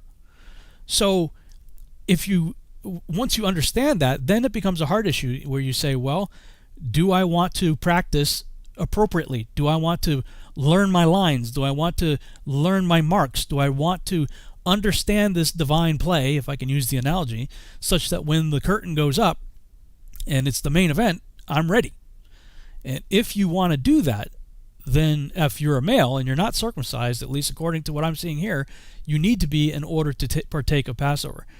If it was me, I'm just saying I'm not telling anybody what to do. I'm just telling you what I would do. Now, my parents took care of that when I was a baby, so I don't have to worry about it. But if at 51 years of age, I was coming into this as a new person and was not circumcised, I would be praying about it. I would be saying, you know what? I want to do, as Jim Staley would say, Bible things in Bible ways. I want to partake in Passover. No, by the way, when Yeshua said, "Do this in remembrance of me," what was the this? You need to think about that. Yeshua said this, "Do this in remembrance of me." What was the this? The this that Yeshua was doing, that he said to do from now on in remembrance of him, was Passover. He was partaking in Passover. It's not communion. That's Roman Catholicism that replaced all of this. The little cracker and juice or wine, depending what denomination you're in. We had in the Baptist church that I grew up in, we had the altar at the front of the auditorium, and right on the altar it always said, "Do this in remembrance of me." It was right there on the altar. And several times a year, whatever, they'd break out the little crackers, and in the Baptist church they didn't believe it was real wine, so that you had Welch's grape juice. So we had that, and it would say, "Do this in remembrance of me." But that's not what Yeshua was doing. Yeshua was doing Passover. So Yeshua, the one that we claim to be our Savior, that we claim that we want to love and obey, he said, "Do this." The this that he said to do was Passover. And if you're going to do the this that Yeshua said to do, and you're not circumcised, you can't.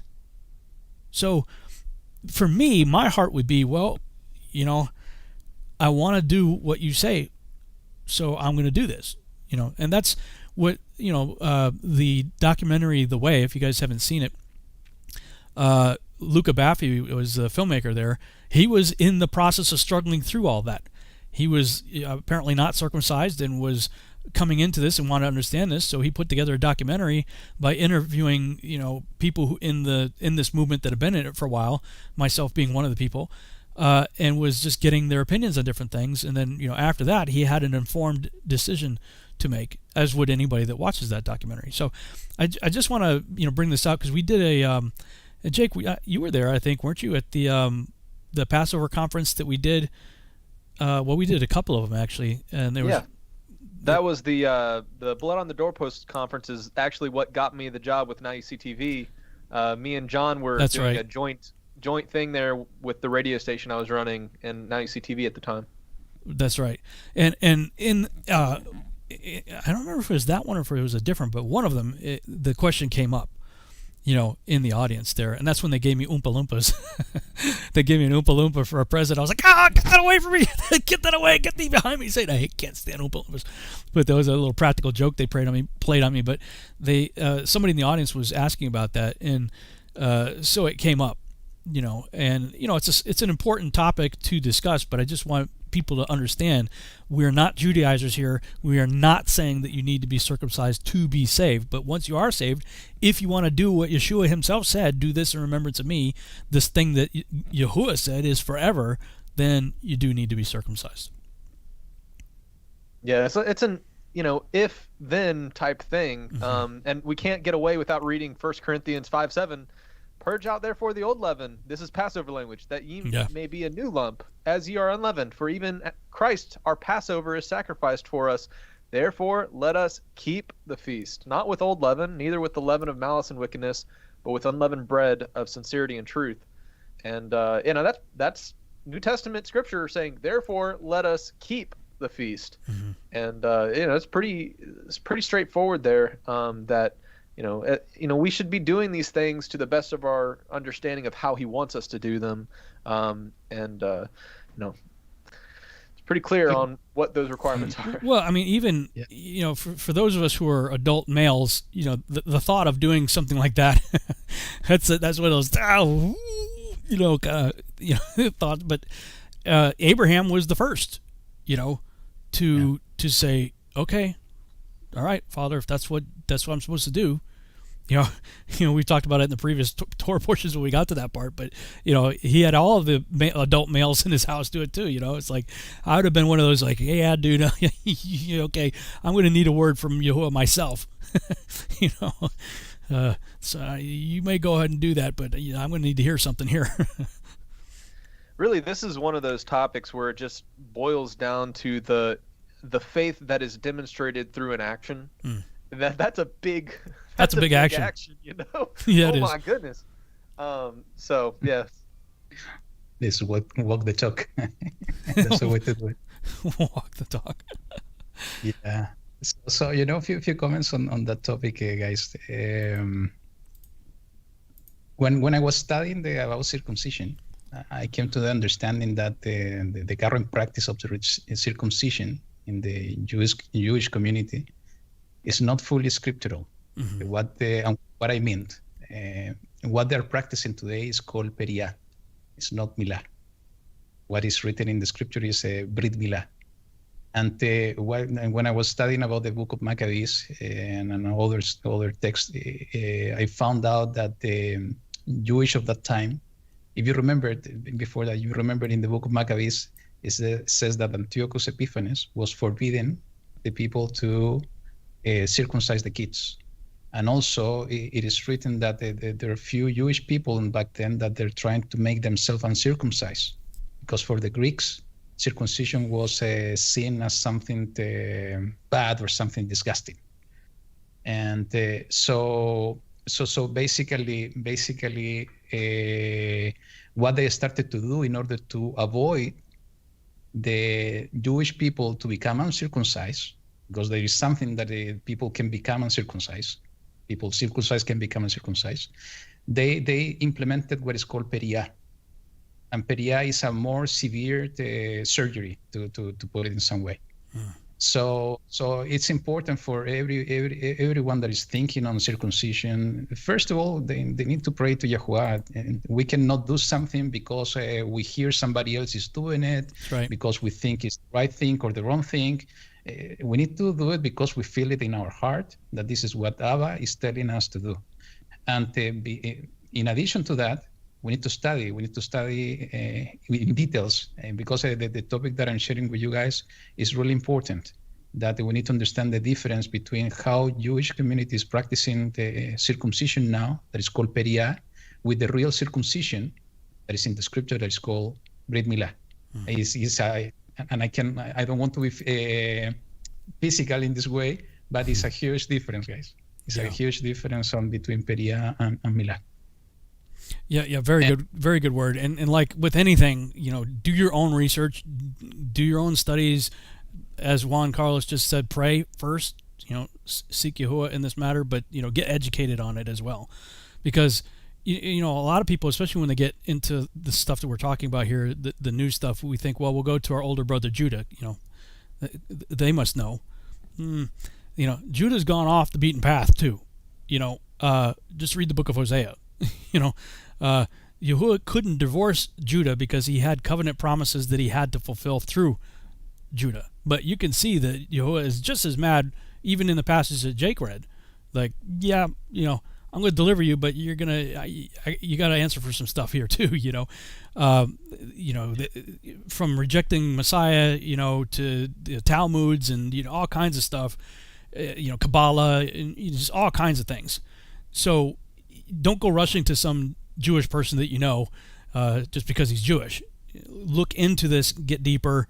I'm not trying to badmouth all Jews. I'm just saying that we got to be careful. That there are Jewish traditions, and there are many of them, that are not, in fact, Torah-based or biblical or even right, for that matter.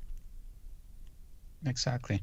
Two additional points to the same topic that I want to mention. It's always understood that or there is a lot of people saying that this is circumcision is the law of Moses. That's totally wrong. You just mentioned a few minutes ago, Rob, the one that who received this instruction was Abraham. And he was the first one to practice circumcision. So we need to do the distinction. This is not something, because most of the people do a separation between the law of God and the law of Moses. Mm-hmm. In this case, this is a wrong understanding that to say that circumcision is a law of Moses. And the last thing about this is about partaking Passover, that you need to be circumcised. And then I want to ask you a question, guys. Do you think that the Moses and the Israel celebrated Passover during the 40 years in the wilderness? I do believe they did. What do you think? Yeah, I believe that they did, but I don't believe that they were, putting the blood on the doorposts. I think that they were partaking in the elements of Passover, and in the on the Virtual House Church page for this week's study. Again, I recommend people maybe right after this broadcast watch this this video right here. because it does a really good job of explaining the practice of Passover in the context of Yeshua also. So it shows the practice of Yeshua, the practice of Passover in the context of Yeshua. So I really recommend people check that out. But I think there's the killing and the eating of the lamb and the various elements of partaking of that dinner, and unleavened bread and all that kind of stuff. But I don't, and I could be wrong. This is just me. Maybe you guys can say otherwise. But I don't see them continuing the practice of putting blood on the doorposts. That seems to me just to be the first Passover, specific instruction to that first Passover because of the death angel. What are your thoughts on that? I just wanted to mention I don't think they actually did keep Passover the entire 40 years. Well, how could it say do it forever then? Particularly in Joshua 5, this is what I'm getting at here, is we know that they were to be circumcised to keep Passover, but it very explicitly says that Joshua made flint knives and circumcised the Israelites again at Gibeath Haraloth.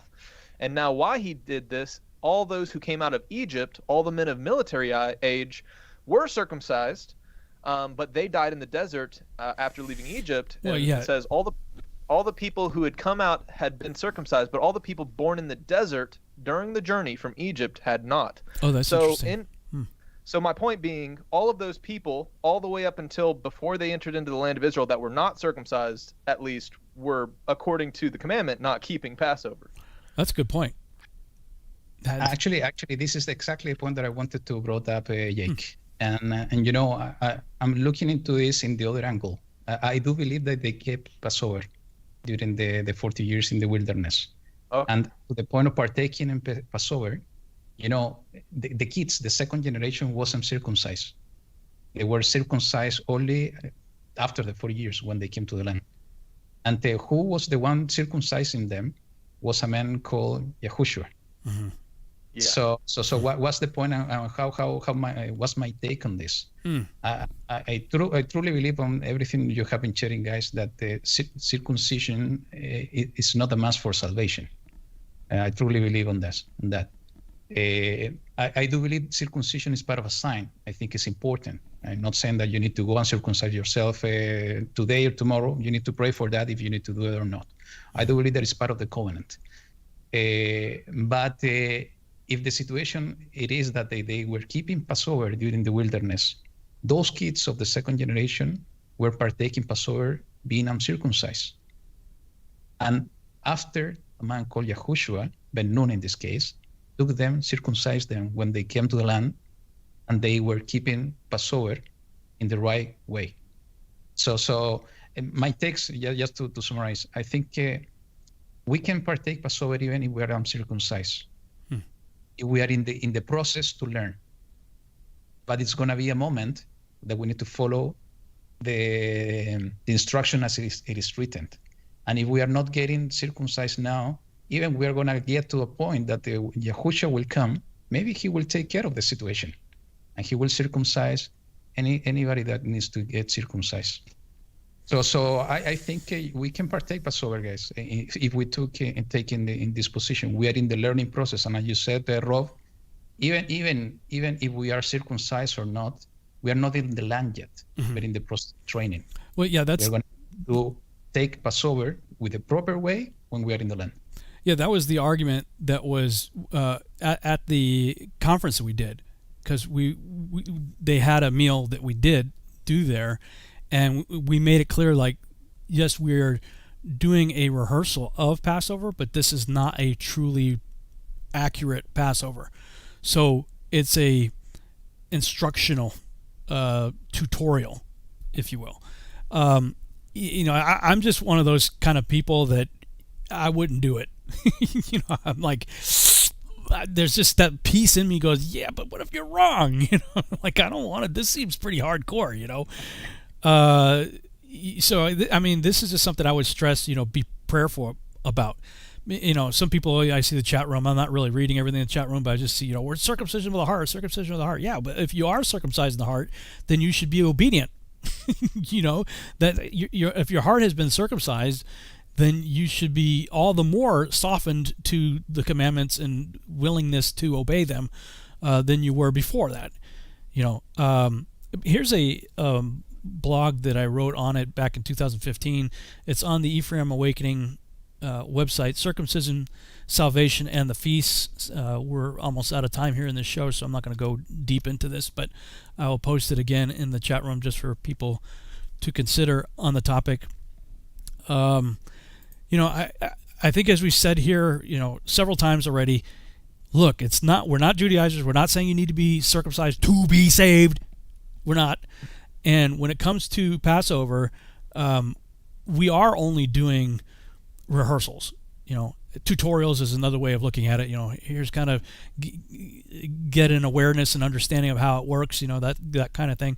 So I understand that, and in that regard, it's a dry run, so to speak. So maybe you're okay. I'm of I hear what you're saying, Juan Carlos, and I can in principle agree with it, but I'm the type of person to be like, yeah, you know what, I'll watch you guys, that's cool, but I'm not doing it until I do it right, just because I'm a little too nervous in that regard, I guess. I'm just thankful that Mom and Dad took care of that when I was a kid, when I was a baby. Well, we can be sure that whatever Passover is being held in the kingdom, and whatever, if there's generations born in the millennial reign, the children that live to 100, that those people under the reign of the Messiah, they're going to be taking all of these things very seriously, especially since it's paired with the for all eternity, forever and ever. Forever. Language, so. Yeah, like the words mean things or not. I mean, when we see everlasting covenant, we see forever. These should be done in all your generations. Perpetual, like words mean things, right? So, and that's what I hope the audience begins to see a lot more as we, especially at this point where we are in the Torah portions, because we're going to get into a lot more things throughout the book of Exodus, and then of course when we get to Leviticus, I mean, it's just like flat on stuff. So, paying attention to words like forever and everlasting and perpetual, they mean things. So, our heart is simply to, like Jim Staley says, do things in Bible things in Bible ways. Yeah. So, guys, final comment from my side for today is that more than a comment is an invitation. It's something that is related to Passover, Pesach. It's something that I have been failing in the last few years. Part of the instruction of Passover is that it's about the night of watches. It's a part of Passover is that this meal needs to be eaten during night, and it's a night of watches. It's something that we should watch that night. We should be awake that night. That's the instruction, and that's what's happening with the people of Israel when they came from Egypt. And we have been discussing this in the past, that there are so much parallels between what happened in the first Exodus to what will happen in the second Exodus, that it could be that the second Exodus will happen on the same timing. Mm-hmm. So part of the rehearsal that we need to do is to observe this night of watches. And I have been not doing it. I tried last year. I fall asleep. I was alone. I wasn't able to do it. When we are alone, it's much difficult to get awake, to keep awake. But I want to invite everybody. I know Passover is coming not soon. It's coming in a few months. But since we are doing this portion now, I think it's important for us to remember. Let's try to keep that night of watches, because it's for a reason. It's part of the rehearsal. If you are doing it alone, try to watch some videos of messages in YouTube. Take a look in the channel of Rob, take a look in the channel of Jake or mine. So you are going to keep awake, receiving word and instruction from the word of Yahuwah. But let's try to do it. It's part of the rehearsal. It doesn't matter when you are doing it. I know that sometimes we are doing and following different calendars. But as I said at the beginning, we don't know how to serve Yahuwah now. We are learning. But the most important thing, as Moshe said, we need to be obedient. We need to serve Yahuwah. It doesn't matter when or how to do it. This would be where we would typically end the show, but I do have a question, because you're in the so-called Southern Hemisphere, and so your seasons are flipped from ours. They're different. Yes. So I've always been intrigued by that, and I wanted to get your take on it as somebody who how do you wrestle through this? Because what we call the spring feasts are in your fall, and vice versa. Your fall feasts are our spring feasts. So, how do you? Are you reckoning your understanding from the vantage point of Israel, or Yes. Okay, yeah, because Yes. I mean that is strange. Because the feasts somehow are connected to the offerings. More than somehow, the feasts are connected to the offerings to Yahuwah. But you can't And do those offerings are related to the product of the land. of the land. But you can't. So because I mean it's completely flipped for you, because the harvesting that would be taking place in the spring is different from the harvesting in the plants that are growing and harvestable. Correct. In the fall. It's in the other way, other way around, in the different seasons. But that's the point. It is exactly as you said regarding Passover, Rob. We are not going to be able to partake Passover in the proper way until we are in the land, in the kingdom of Yahuwah. So in the way that we are rehearsing now, because all of us are rehearsing, is following the product of the land of Israel. So for example, I'm starting the year close to the equinox, following the calendar of Enoch or the Sadokai calendar. But somehow with this calendar that is not connected directly to the barley or to the moon and so on, the first fruits and the offerings that are being done on the different feasts are part of the offering of the land.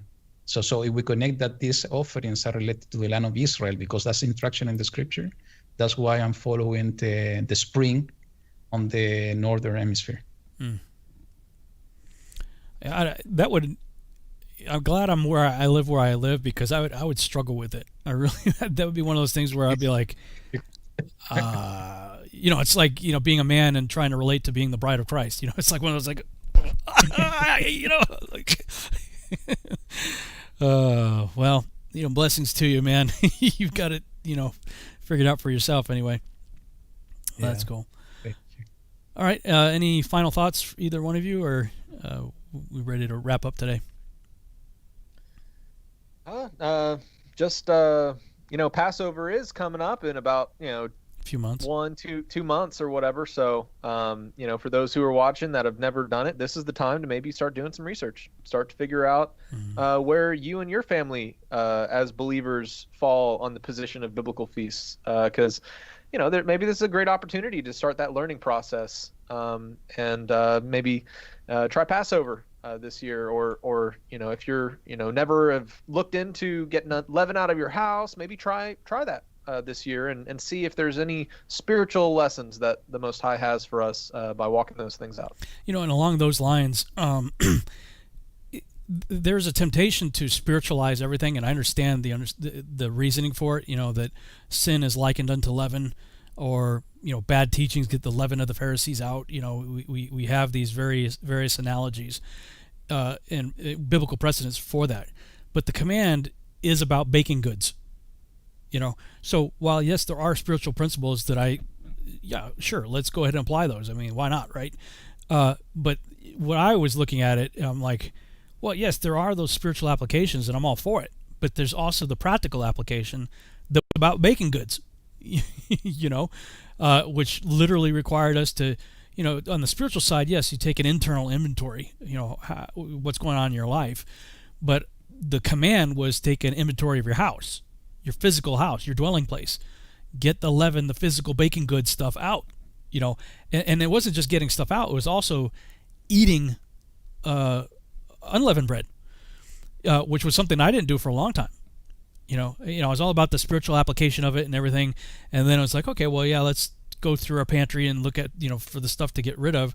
And I was doing that, but it was almost like, I don't know, 2 years ago or so that I was like, you know what? The command actually also says to eat unleavened bread for those 7 days, which I wasn't doing. We were doing it on Passover, but I wasn't doing it for the whole week. So, for people who are new to all this, I would just say, yes, there are the spiritual applications, but there are the physical applications too. And if these are in fact rehearsals for things to come, and this is a divine play, well, why not rehearse our lines and get our mark, down so that we are in the right place doing the right thing when the curtain opens? That's totally true. Hey, I just remember that there's something that we didn't discuss, and I call it the mystery of the day 15. And why the mystery of the day 15? Because two things important happened or instructed in the day 15. And in the chapter 13 of Exodus is the instruction to separate the firstborn to Yahuwah. And that happened in the day 15 when they came out of the land of Egypt. And this is really important because when we go further on the Torah portions, we will see this swap that was between the firstborn and the Levites.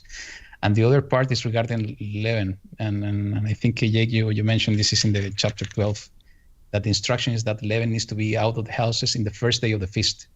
That's the maximum. That's the deadline. It cannot go beyond that. And what's the date? It was the deadline. What's the first day of the feast? And this is important to do a separation between Passover and unleavened bread. When it's talking about the 7 days of the feast, it's talking about unleavened bread. And that day is the day 15. So two important things were instructed in the day 15, what I call the mystery of the day 15. Leaven needed to be removed from the houses. That's the deadline, the maximum. And it's exactly when Israel came out of Egypt. Egypt is basically removing from sin, is what you share in Corinthians, Jake.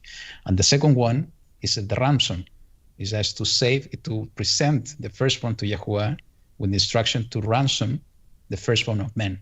And this is important because I see an important connection with what happened with Yahushua and his sacrifice. But we can talk about that more in details next week, most probably. Well, I think that there's a precedence to it too, is because at the time so you had the Passover and then you have the Exodus, which they take off on the 15th, right? So and to stay awake and all that stuff, which I didn't do this year. I didn't stay awake, but I did something that I hadn't done in previous years, which was have my go bag right next to me, like ready, because I think especially if we're in the days that are going to repeat all of this, whatever's going to happen in our reality today, you got to be ready, So I actually did this. Like I had clothes laid out, ready to go. I had my backpack already packed and ready to go. Like if it goes off, here we go. We're off and running for real. It's not just a rehearsal anymore. This is the real deal. So I like the idea, actually. What's that? I like the idea, actually. Yeah. To be prepared that way. Yeah. Yeah, I had my go bag right next to my bed. So like if something was going to go down, I could just jump out of bed, jump into my clothes, grab my bag, and we're ready, to head out. And also the idea of getting the old leaven out of the house for your new journey is that you start your new journey afresh. It doesn't have remnants of the old with you. You're not bringing remnants of the old with you. You're starting off fresh with a new start. That's what I took from it. That's awesome. I hope it's like what happened with Lot, right? If there is a greater Exodus or something like that ever happens, I hope I have 2 angels show up at my front door, 7 foot tall. Let's go. Chop, chop, chop, chop, chop. All right. Let's go. Time to go. I'm losing the Terminator phrase. I'll be back. I've come to save you. Come go with to the mountain. Come with me if you want to live. Come with me if you want to live, right? Yes, yeah. Come with me if you want to live. Oh man, awesome. All right, That's guys. nice. You want to take us out with the Aaronic blessing? Let's do it. It's number 6. Okay. You want to do the Hebrew, Spanish, and English again? Yeah, let's do it. Let's start with the Hebrew and Spanish. Jake, if you want to do in English. So it says the following. Yevarejaja Yahuwah veish mereja. Yaer Yahuwah panaveleja vi juneka. Yisa Yahuwah panaveleja veyasem leja shalom. In Spanish is like this. Yahuwah te bendiga y te guarde. Yahuwah haga resplandecer su rostro sobre ti y tenga de ti misericordia. Yahuwah alce sobre ti su rostro y te dé paz. Amen. Amen. All right. I'm going to try doing this in a sing-songy voice this time, just to try it. Here we go. Go ahead. Yahuwah bless thee and keep thee. Yahuwah make his face shine upon thee and be gracious unto thee. Yahuwah lift up his countenance upon thee, and give thee peace. And they shall put my name upon the children of Israel, and I will bless them. I'll come up with a better melody next time. All right? That's awesome. All right, thanks, guys. Shabbat shalom, everybody.